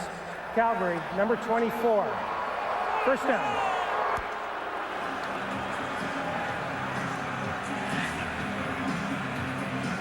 Well, 14 is 14, the number. Yep. But, and this ball was gone. Collins just to the left here, number 14. The seam route down the backside, and that ball is long gone and high, and he follows through with the hit. My only confusion, that flag's on the field long before that. So that is not the penalty. Even though it appears to be. Yeah, and that wouldn't be interference anyway. It'd be unnecessary roughness, but you know, and it was a lot closer actually than I initially thought when I saw it live. But you're right. There looked like there was some contact made before the hit from Collins, because that flag was out. And you see right here, maybe there was some contact right there or just prior to it, and there was a little tug. That was Ronnie Amati, number 40. So not 24, not 14, but 40. Now Bishop gets inside, and he's run out. They had the ball stripped there as he was out of bounds, or close to the boundary. And a gain of 4. Yeah, and I take back what I said about Milton Collins there, because, you know, when I saw it live, I thought the ball was long gone and Milton Collins continued through with a hit. on Terrence Edwards. But, you know, when you saw it in replay, the ball was actually real close. And that's a type of hit from a safety that will resonate in the mind of the receiver for the rest of the game, guaranteed. 2nd and 7. 6.5 to 7. Bishop gets it away. Brock Brown, first down. And he's pushed out at the 16-yard line. And if the Bombers can put this one through, got ourselves a football game. Well, yes, we do. And Jock Climby again talked at halftime about trying to get Michael Bishop out and around the corner. And I think they're trying to do that. And because the Calgary Stampeders are so contained conscious, they're staying so wide, it's opened up some interior run lanes, and Bishop is staying in that tackle pocket and been able to deliver the ball. You can feel the anxiety level of McMahon changing here as Fred Reed pulled down by Justin Phillips down to about the 11. 5 first downs in the first half for Winnipeg. 8 here in the third quarter. See the split here. It's called a split because between one player and another, you split apart in between the two of them. Normally, a defender will be right in that area, but because of the rolling out ability of Michael Bishop, those ends are widening. That increases the splits in the interior, and Fred Reed has been able to take advantage of that a little bit. 2nd and 6. The 13th man amps it up. Bishop for the end zone, into the corner, Robbie Bryant. What a real hand fight down there. And no flag, as he was locked up by Dwight Anderson. And this one will answer. That wasn't a ball thrown out of bounds. So, but again, I just want to show you one more time. Look how wide these ends are. Look at the splits here that they are allowing. It's opening run lanes, and it's keeping Michael Bishop in the pocket. He's going to have to throw from the pocket because of it. But you can see there's some possibility of run lanes, and the Bombers are back in this game because of those run lanes. Now, that ball was out of bounds, so there's no interference call there. 18 yards out, Cerna hits another, and now it's a 10-point game. Over 20 minutes of football left.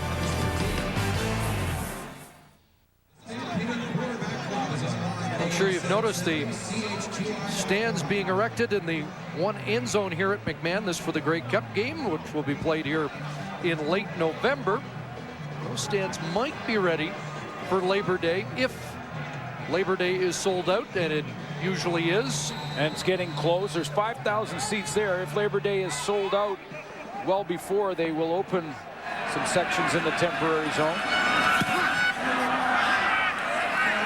Cerna gives it a boot, and here comes Titus Ryan.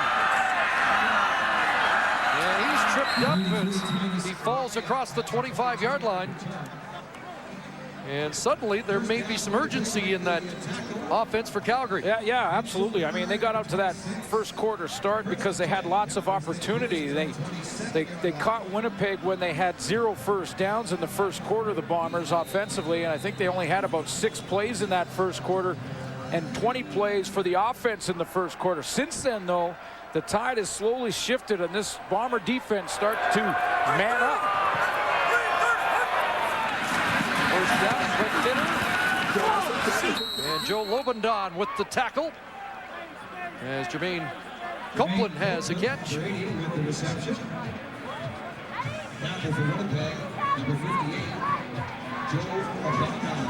And Burris will look to the sideline to get the signal from George Cortez. Pretty good success on first down to get into 2nd and 2 or 3. Gives him lots of options. Number 2 in first down production this year, averaging 7 yards, got 6 there, 2nd and 4. And here comes the pressure underneath Burris, and that's not going anywhere. Teo Johnson swamped by Barron Simpson, and you can see the swaggers back in that Winnipeg defense. Yeah, and I think they've got a little more energy because their offense is starting to do something. Henry Burris wanted to get into this area, but watch how when we run this play, you see the Bomber defense just get that all congested. He start to jam it up a little bit. Everyone well covered, and Burris has to retreat and wait till Teo Johnson gets way out there to get it out to him, and Barron Simpson easy tackle in the open field. They'll get the ball back. Did you say he had 6 in the first half? Yes, he did. Then that's number 300 for Barron Simpson as a Winnipeg Blue Bomber. Big pressure. Dale's just got it away. That one hung up for a while, too. And that gave the cover team a chance to swarm. Mark Kalist downfield in a hurry.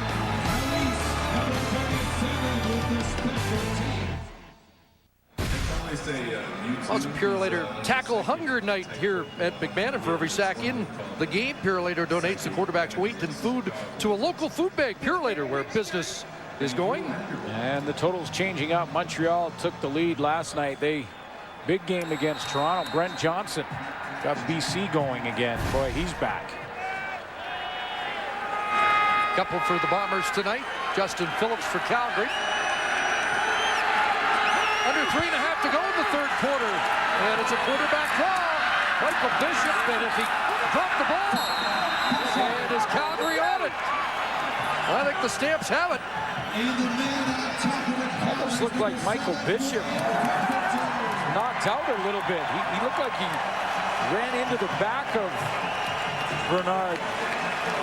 And dropped the ball and was down. Yeah, and if he had gotten by that first wave, he might have run for a while because there was a huge hole beyond.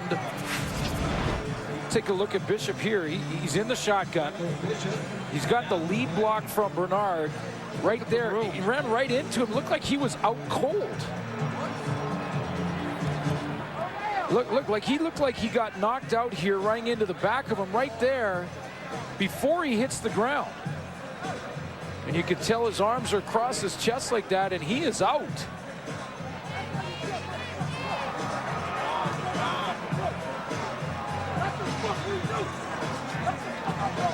Boy, that's a strange play. Looked like the Bombers initially got on the football, and somebody for Calgary ripped it out and got possession. And a freakish play here. It really was, because you could see how hard he hit the back of the helmet. Bernard, Stephon LaForce is warming up, but I mean, at this point, the training staff's got to be concerned about his neck, his head. But it looked like, again, it looked like he was out cold before he even hit the ground.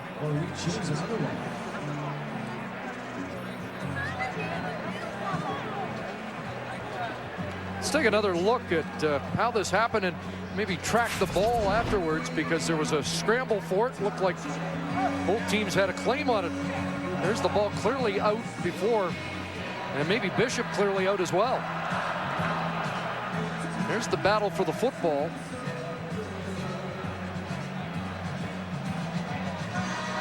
Well, and then Bishop lifts his head up.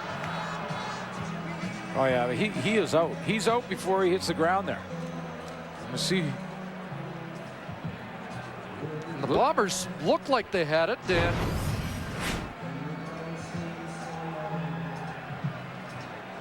well, that's good news. Because that was a strange one.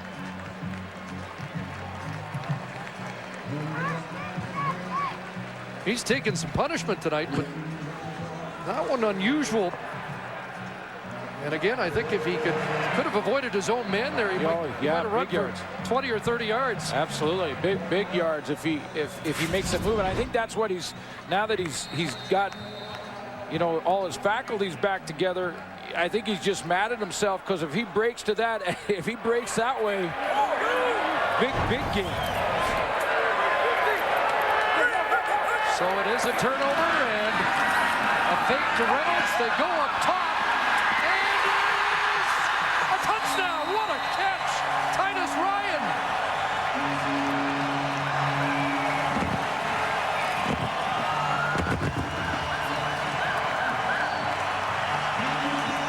Trying to fill the shoes of Kenyon Rambo, and that's a pretty nice way to do it. Well, one thing they keep telling us here in Calgary about Titus Ryan is that he's got some speed down there on the outside, in there for Kenyon Rambo, and he gets press coverage. He gets the Bombers' Q Craver up in the press position. And what a throw by Henry Burris to drop it over Craver's shoulder into the hands of Titus Ryan.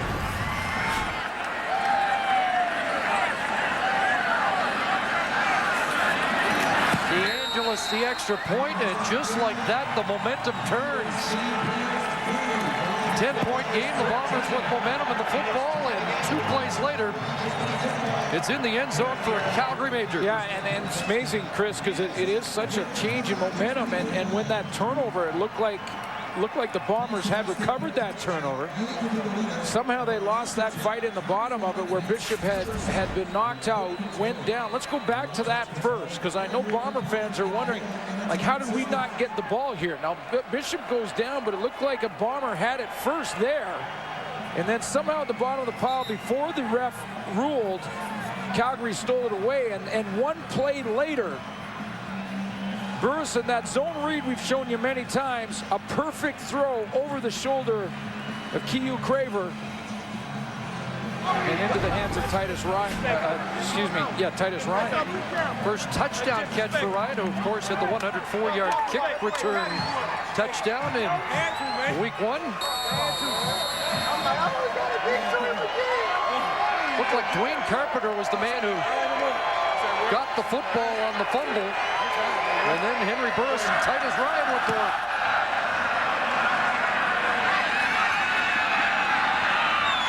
James Johnson won't reach the 30. And did that ball come loose as they battle down there for it? Mark Caliste comes up with it, but I think they're ruling it's Winnipeg ball. And we're told that it's like Stefan LaForce is going to come out, or is he?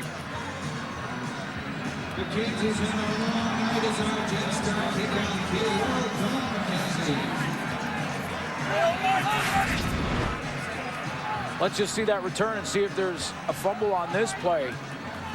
The official's still conferencing, so that ball may have been jarred loose by Mark Caliste, and then you see the pileup, and the officials are saying it is Winnipeg football. Already fumbled once on a kick return, and the fumble that's made this a 17-point game. So the Bombers avoid more turnover trouble, and they have pronounced Bishop okay to continue. And he throws an incompletion. Bishop's pass intended for rating. Interesting, because Stefan LaForce is like helmet on halfway on the field. Like he keeps walking on the field like he's going to take him at any second. When the Bombers have had a little success on offense tonight, it's been with Fred Reed. Now they're in 2nd and long. The only way they can get really him involved, unless it's a draw or they get him involved in the passing game. You know, it is just his 2nd game, but we've seen this from Michael Bishop before, going a half cold and then just lighting it up. And Fred Reed's lit it up too, kicks it outside. Reed's first down, and one more. Back across midfield as he chalks up the yardage, and they pile into the benches, and Lenny Walls over there to do a little security work for the Bombers. Fred Reed gets a block, a key block on the outside to spring him, because he's going to bounce this wide, and he starts in the backfield by himself. As saying in 2nd and long, it's the draw play that you're going to go to. He gets that here. Now watch him bounce to the outside. You're going to see a devastating block here on the outside by Bernard. Here he comes right there, and watch out. Troy Blackman didn't see it coming. Now Bernard's got the football. He's got a crease. And a nice cutback inside the 45, close to another Bomber first down, and they've been effective on the ground here in the 2nd half. Mike Kelly at halftime wanted his team to man up. Okay, well, this is one example of how you man up. You throw your body in there, sacrifice yourself for a huge block on Trey Blackman to get your fellow running back to the outside. And this might be the Achilles heel of the Calgary defense. They gave up 132 yards rushing last week, 176 in week 1 against Montreal. And Winnipeg looks like they're en route to the biggest total of the year against Calgary on the ground. The Stamps rank 6th in the league against the run.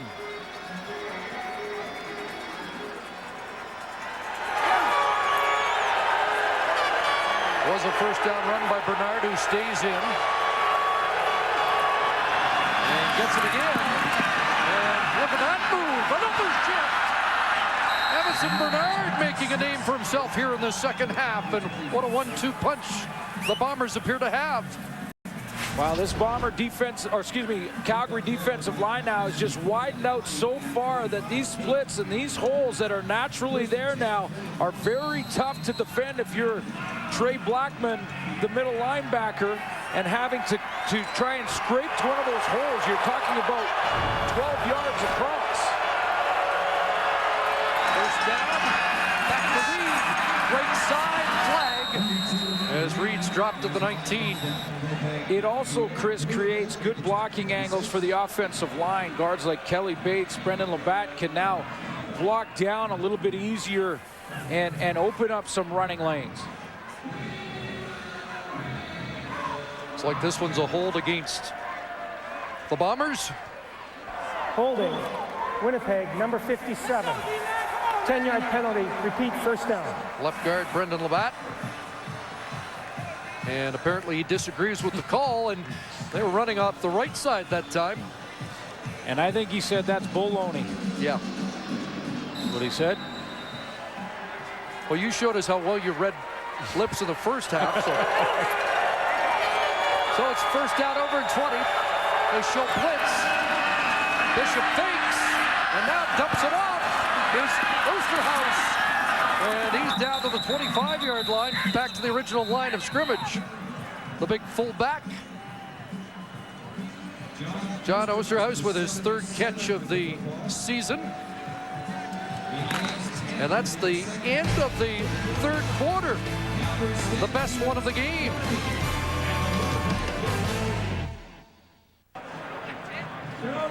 Third quarter stats are brought to you by Tim Hortons. Always fresh, always. With a few minutes left in the first half, the Winnipeg Blue Bombers had 35 yards of offense. So they've racked up 299, all of which, when we're in that third quarter, 133 yards or so for Fred Reed. So it's a 17-point lead. Winnipeg in scoring position. Could be an interesting fourth quarter. Well, without question. I mean, Michael Bishop back in that game. They've got Fred Reed. They've established the run. We know that they can run the football against a Calgary defense that has struggled over the last couple of weeks against the run, but they can't turn it over anymore, and they've got to take advantage when they do get in the scoring zone. With the ball on the Calgary 25, it's 2nd and 10. And the Bombers go two back with Bernard and Reed. And it's dumped off underneath Bernard. Bernard has the first down, and he's got a touchdown into the corner. But a late flag. And again, this one away from the end result.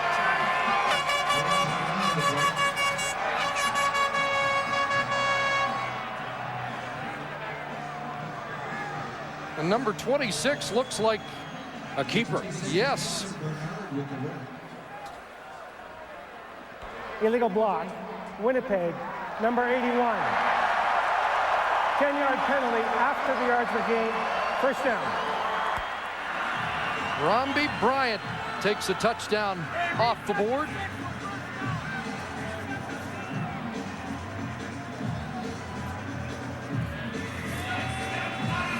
That was late in the process, too, because Bernard had cut all the way back against the flow.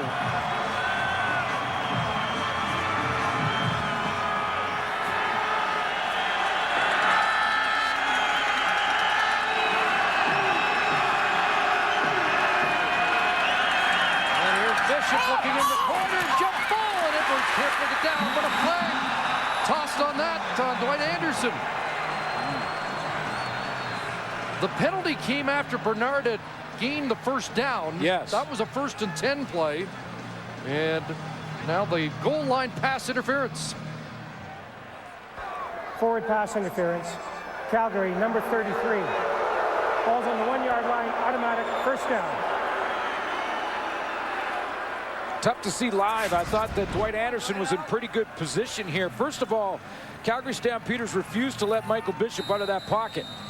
So he throws from there. It looked like pretty good defense to me.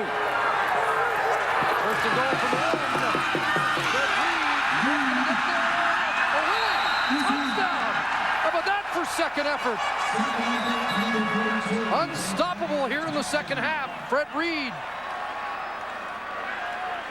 He told you they were coming back. He was very optimistic after that long drive, and Fred Reed, he wants to finish this one off, and he does with that second effort you mentioned, because it's all locked up. In fact, Calgary Stampeders up front there won the war by moving the line of scrimmage back to the 2 or 3 yard line, but Fred Reed did it on his own. So 3 touchdowns on the season for Reed. Cerner the extra point, and it's just a 10-point lead for Calgary. Back in it, baby. Right here, baby. We'll back in it. Well, I know Calgary Stampeder fans want to go back to the pass interference call on Dwight Anderson, and it looked to me like he played that pretty cleanly. He went up after the football, looked back to it, got his right hand on it. You see from this angle, he really didn't have his left hand where he was grabbing or even touching Bowman in the back. That was the call that put it down on the 1 yard line. Full credit to Fred Reed for getting it in on that second effort, but a questionable call on pass interference got it down there. Carried Matt Vertigood into the end zone, capping a 9-play, 82-yard drive. A very interesting finish. Titus Ryan does some dancing up to the 35-yard line.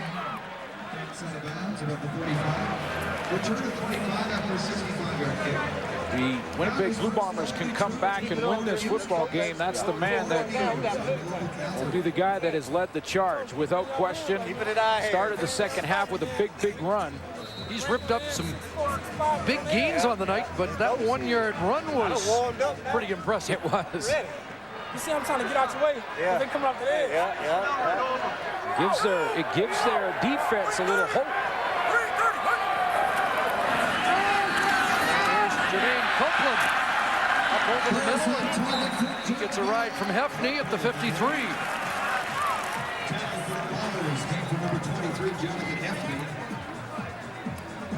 Play action pulls the linebackers up. Copeland is one-on-one on Hefney and gets inside position with the linebackers right up close to the line of scrimmage because of play action. He's got a little space to get that little dump over the middle.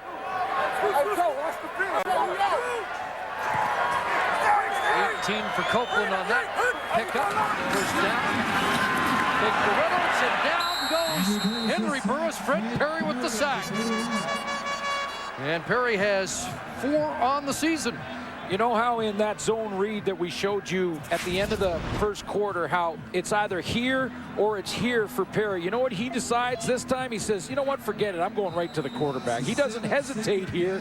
He says, I'm just going to go and make a play, whoever gets it. And he is right in the backfield throwing Henry Burris for the big loss. 17. Had an opposing coach tell us earlier this year he thought the best set of ends in the Canadian Football League were Winnipeg, Gavin Walsh, Fred Perry, 2nd and 17. Burris under duress, John Portis the catch. Portis across midfield, and he'll come up short of the first down at the Winnipeg 52. Good field position change there, though, for Henry Burris. He did get it out to midfield, and he'll make it a long field for Michael Bishop, because Hufnagel I don't think is going to gamble at this point in the game with 3rd and 3.5 or 4. He asked Sandro DeAngelis last week if you can you make the 49-yarder, which he said yes and then didn't.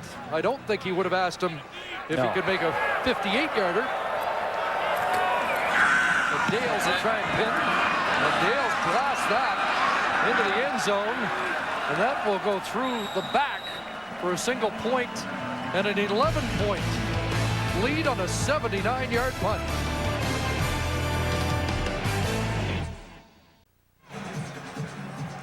Well, there's some sibling rivalry in this game, and Riel Johnson up against his brother. Apparently, Teo Johnson is 3-0 when facing his brother. He faced Real when he was in Toronto twice last year and once in the NFL. And then Brock and Brett Ralph, of course.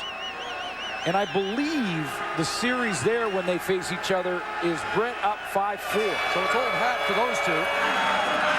There's Bernard straight ahead as they try to keep this running game on the rails. A 5-yard pickup.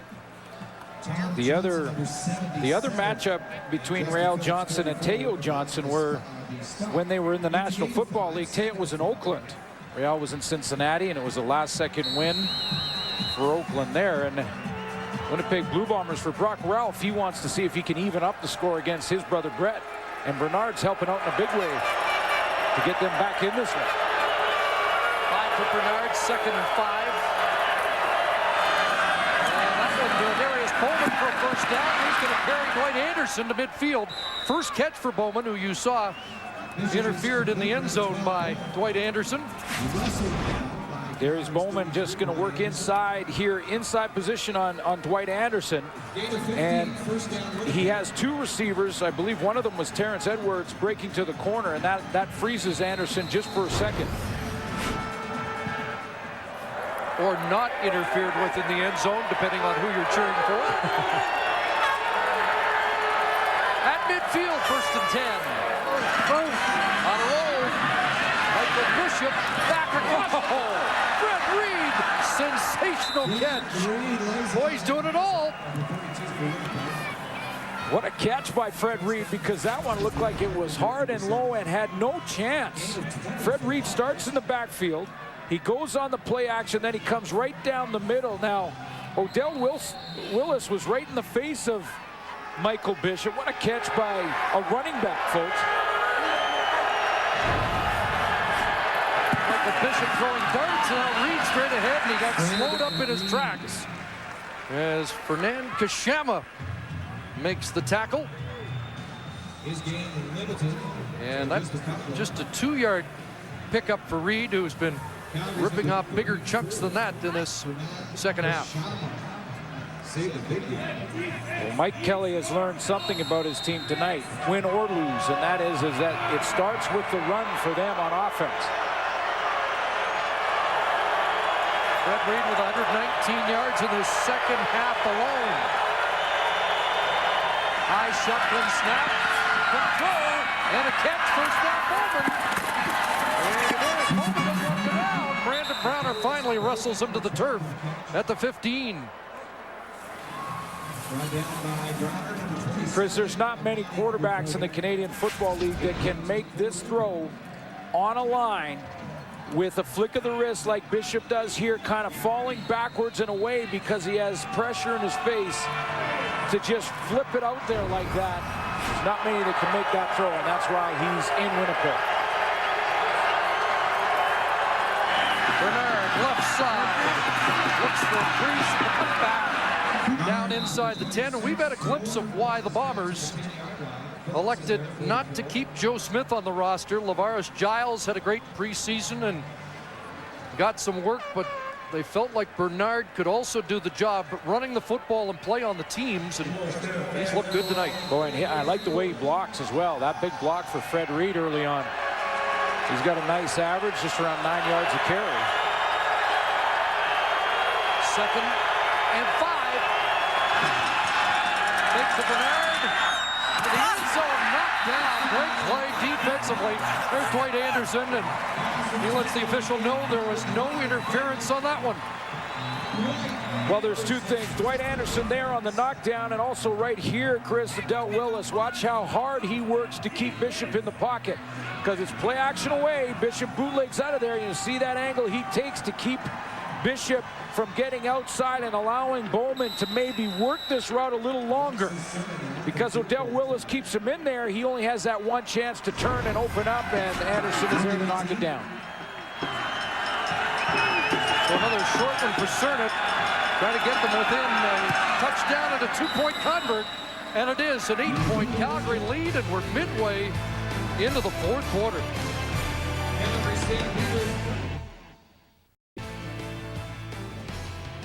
The CFL on TSN is brought to you in part by Rona. proud sponsor of the CFL. Rona, doing it right since 1939.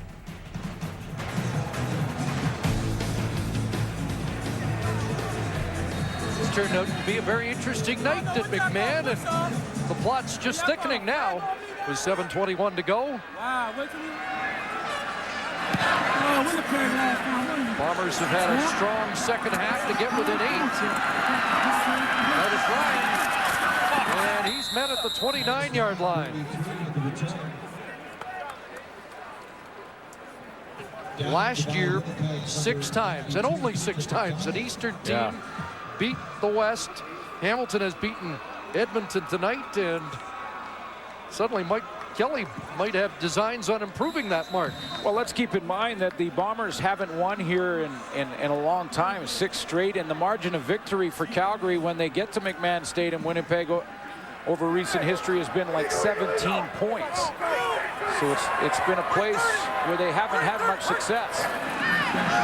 Stamp's going to work first over the ball. Nick Lewis has got it.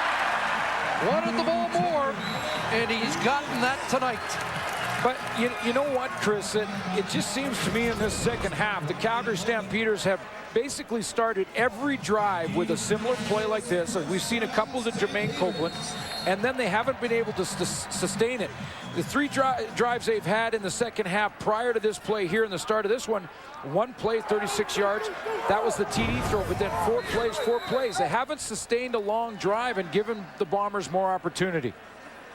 6 catches for Lewis tonight, and without Kenyon Rambo and some young guys, no Ryan Thelwell, don't they have to lean on Nick Lewis? Absolutely. And Jermaine Copeland.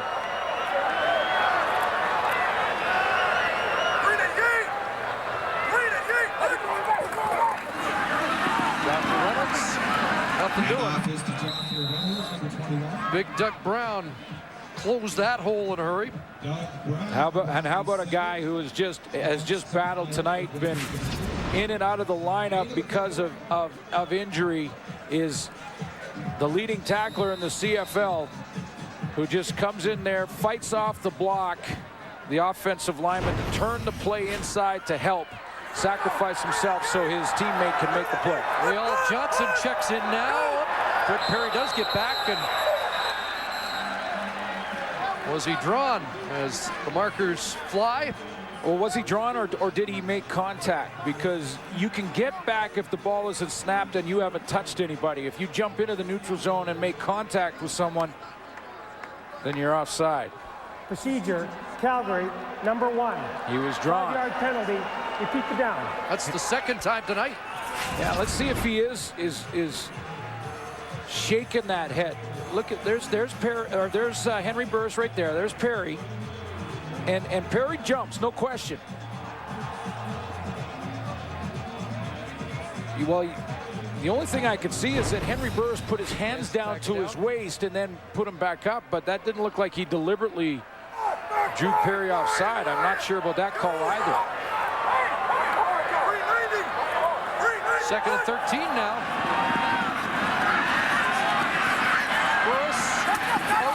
And Titus Ryan the catch, but he'll be short of the first down at the Winnipeg 53-yard line. You know, generally speaking, Chris, the rule is that you can't deliberately draw the defense offside. I mean, that's the difference between a first down there. They're 3 yards short, and that put them 5 yards back. And Henry Burris cannot figure this out, because a quarterback is allowed to put his hands down by his waist and bring him back up again. You can move around a little bit, and I just don't know how that is considered deliberately drawing the defense offside. I don't think John Huffnagel understands it either.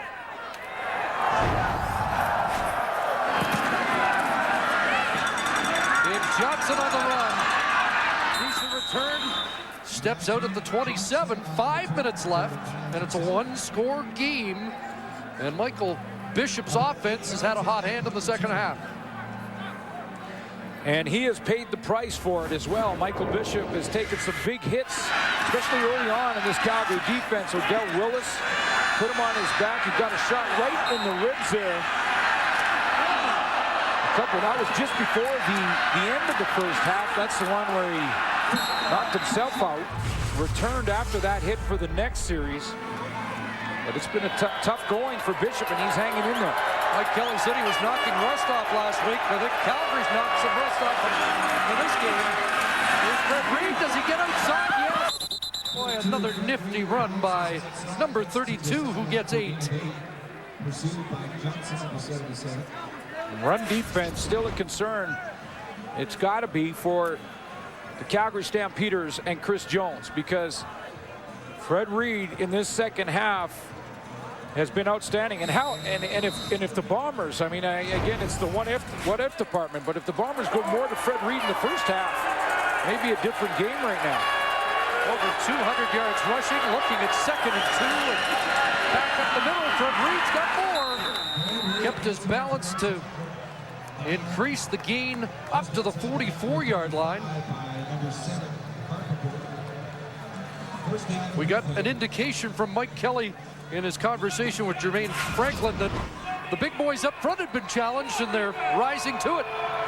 They really are. I mean, Kelly Bates and Brendan Labatt, I believe those two guards have really led the way. No Mike Lavinjo in the second half for Calgary. And now Bishop flings it downfield for Darius Bowman, who can't hang on in another battle with Brandon Browner.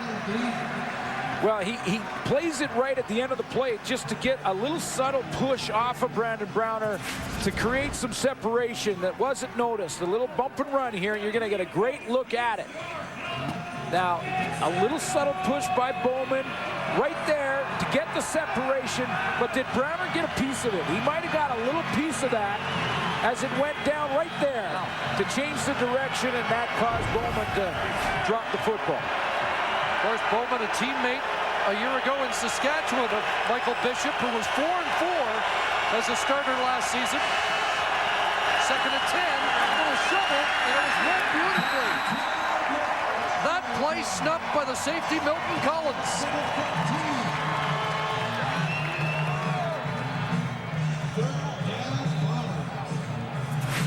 Oftentimes they'll line up Milton Collins down low in the formation.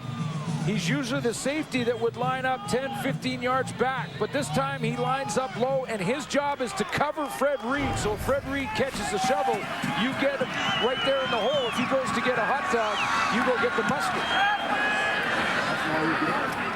Line drive hit by Renaud and dropped at the 28. Sean Gallant downfield quickly again.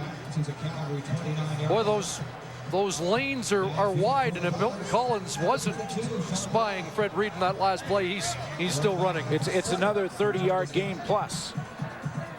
And now Henry Burris and George Cortez, this offense has stalled. They had the one big play to Titus Ryan off of a turnover for a touchdown, and other than that, they have basically 1 or 2 plays a series, and they're giving the ball right back to Winnipeg. They've got to try and they can win this game. They can end it right here with a drive. Stamps with 10 points off turnovers tonight. They lead the league with 92 on the year. And Joffrey Reynolds with a cutback up to the 33-yard line. 6 for Reynolds as they give the 3-minute warning at McMahon.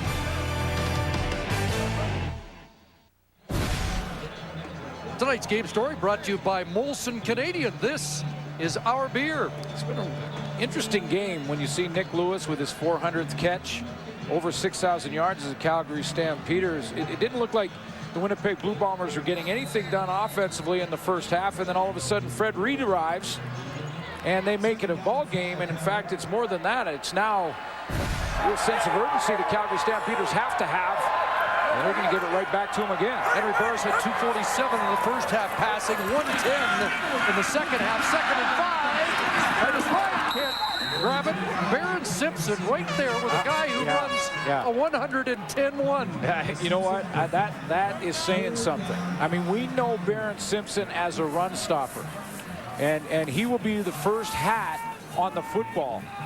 But what you saw there was a middle linebacker in Barron Simpson, who is coming on this crossing route, and he starts to run right here with Titus Ryan, and then runs him down and stays right beside him. Tremendous speed for Barron Simpson. So the Bombers With a flag down. I'm going to say get the ball here, will they? There's James Johnson trying to get outside. And does! Inside the 45-yard line, but Brent Dales has the football. Now there was a marker before Dales punted the ball. So let's sort it all out here. But a great return, the best punt return of the year for the Bombers, might end in disaster. Johnson got the corner with great speed, and he had to get right to the sideline to do it. But let's figure out exactly what the penalty is. It was 3rd and 5. It's either offside or procedure. Illegal formation, Calgary. Not enough men on the line. 5-yard penalty. Repeat, 3rd down. Okay. So, the Bombers get a reprieve. Yeah, but it takes away the return. You're right. But they're returning the ball over anyway. And now another flag's been thrown, and did somebody on that Calgary side have too much to say? Well, there's the formation, and it doesn't look like they have enough on the line of scrimmage. It looks like there are a couple of those interior linemen that are too far back off the line of scrimmage. Objectionable conduct, helmet violation, Calgary, number 33. The 10-yard penalty applied, still 3rd down. Dwight Anderson took his helmet off the field, and that will be the most costly 15-yard wardrobe malfunction of the season for the Stampeders. And John Hufnagel wanted to get the penalties down to single digits, and it looked like in the first half he was starting to accomplish that, but they've started to add up in the second. So you're right, it negated the Johnson return, which was going to be around the 50, but the field position should be pretty good here as he awaits the punt. At about the 45, he has to backpedal. Great kick again. Across the 40, another flag. Up over the 50-yard line. That's a 55-yard boot by Dales. But you're right, Chris, because the Bombers had turned it over, and they turned it over, and Calgary was getting the ball back with a fresh set of downs, but the penalties hurt this team again. And look at the penalties for the Calgary Stampeders to date after 5 weeks. Always in double figures, and you get up to 132 and 141. I mean, that's a football field length and a half. Pretty close to, and they thought they'd fixed it, but they're 134 yards tonight, and none more costly than the one that just happened, because they were getting the ball back with a new set of downs and a chance to run that minute 48 off. Now Winnipeg has the ball. They don't have the field position they would have had, but they got the ball back and a chance. No, another penalty. They're trading off these valuable chunks of real estate. Lenny Walls takes the hold. So they start at the 34, they give the ball to Fred Reed, and Justin Phillips pulls him down at the 39. Fred Reed has 5 more. Yeah, you almost start to think that the Calgary Stampeders are going to have to give up a little bit of that contain that they've been trying to hold Bishop into the pocket, because they can't allow these huge running lanes in the middle any longer.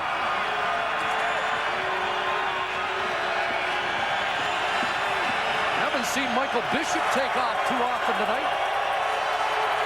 Clock running here. Down to 90 seconds, 2nd and 5. And he comes back for a 1st down. Big 2nd down conversion to Romby Bryant. Almost the forgotten man in this offense. That's a critical 1st down. Now, lots of time. It's enough time that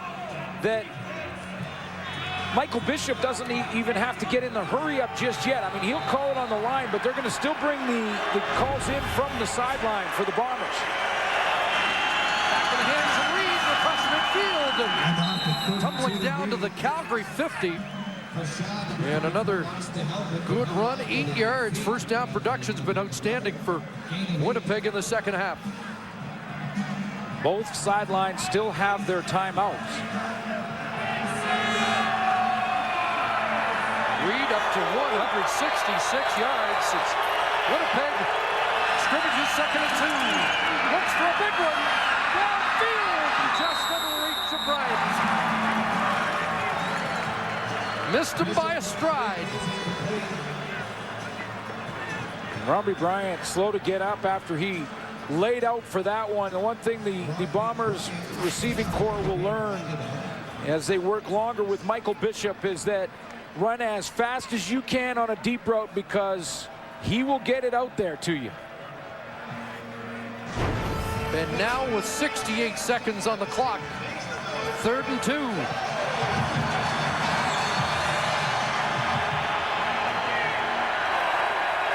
they've been running all second half, but this is 2 tough yards for Fred Reed. And he's not going to get it. Down at the 49, he needed the 48. Well, you know, the defense here for the Calgary Stampeders said if the Bombers are going to go here, they're going to go with their bread and butter in this second half, and that's number 32. They get some penetration. I think it's Odell Willis. Odell Willis, yes it was. Number 98, who's been quite a story for the Calgary Stampeders after 6 weeks now. He goes on an inside move and then still steps up in time to cause Fred Reed to duck under that. He goes down hard, and he is short. So a minute 4, a turnover on downs. As you mentioned, Winnipeg does have its timeout. So the defense has to make sure it's a 2-0. Reynolds, Doug Brown, and let Joe Lobendon finish him off. At midfield, it's close to 6. Boy, that was, you know, I think I would have done the same thing if I'm Mike Kelly, Chris, and that's go to Fred Reed. I mean, he was averaging 9 yards a carry. He was their offense. It's bread and butter. They were having success running the ball, but the one time the Calgary defensive line slip and make a play is the most important time for them in this game, and Odell Willis is right there. Bombers have used their timeout. You know what's amazing about that play by Willis, too, is he made an inside move, but had the quickness to jump outside and get in the running lane of Fred Reed. That's a big, big play for the Stamps. And now Burris, the Stamps will try and put this one away with a first down. Going to Nick Lewis, and it is intercepted. Ian Logan has his 3rd interception of the year. And there's life in Winnipeg with 54 seconds. And that's a lot of time. And because it's turned over on an interception and not a punt, how many seconds does that save and give to Michael Bishop in this offense? Ball just a little too far in front of Nick Lewis as this offense for the Calgary Stampeders after the Titus Ryan throw for a touchdown has really bogged down in this second half. Full credit to the Bomber defense. The new career high, 3rd interception. 2 of them have come against Henry Burris. Flag down. Bishop over the middle of Darius Bowman. Going to be swarmed there. Boy, and if this though is against the offensive line for the Winnipeg Blue Bombers, worst case scenario, you don't want to start a drive where you have under a minute to go, more than half the field to get to the end zone, and you start with a holding call to put you in 2nd and long. If that's the case, it was in that area, and that's why I say it, the flag came out in that holding area. And they're talking now to the Calgary Stampeders, which means they're giving them the option, so it's against the Bombers. Offside, Winnipeg, number 80. 5-yard penalty, repeat the down. Brock Ralph. Not as bad, Chris. Not as bad to be offside, and it's not the holding call, and there he is right here. You're going to see him just get up in that neutral zone, and then he stops. He's surprised they took the penalty. Wasn't much for Bowman on the play, but 1st and 15. At their own 40, 3-man rush. Bernard. Across midfield's got a first down. The Calgary 51. Now they use Bernard and Reed together because Fred Reed now becomes the decoy as Mike Kelly starts to use him. Watch Reed come out this way, and then Bernard is going to come underneath, and then they're going to crisscross so that it gives Michael Bishop 2 options. He's got Reed outside, Bernard inside. Time for Bishop. A lot of steamboats. Guns and nuts intercepted. Wes Lysak, the former Bomber, in his 100th CFL game, gets it back for the Stamps. They move Milton Collins up and play with 2 safeties defensively. And Wes Lysak comes out. He's going to be the deep player. And they'll play with Collins up in the line of scrimmage. There's Lysak right there. He's playing the deep zone. He's playing in the deep middle. Throwback for Michael Bishop. On the run, and he's thrown across his body, and the ball goes off the hands of Ralph and into the hands of Lysak. What a second half it's been.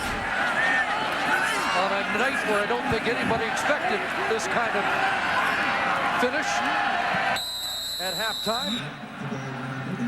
Mike Kelly won't be happy with the result, but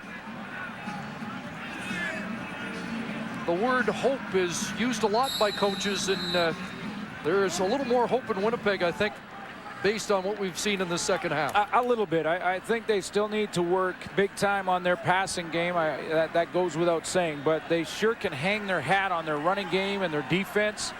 And, you know, on the other side of the coin, the Calgary Stampeders will get a win here tonight.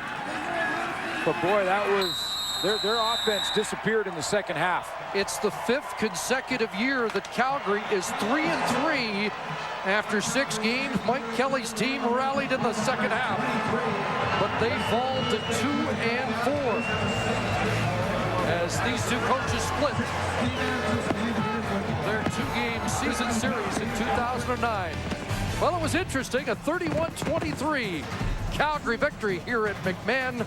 So long from Calgary. Sports Center is next.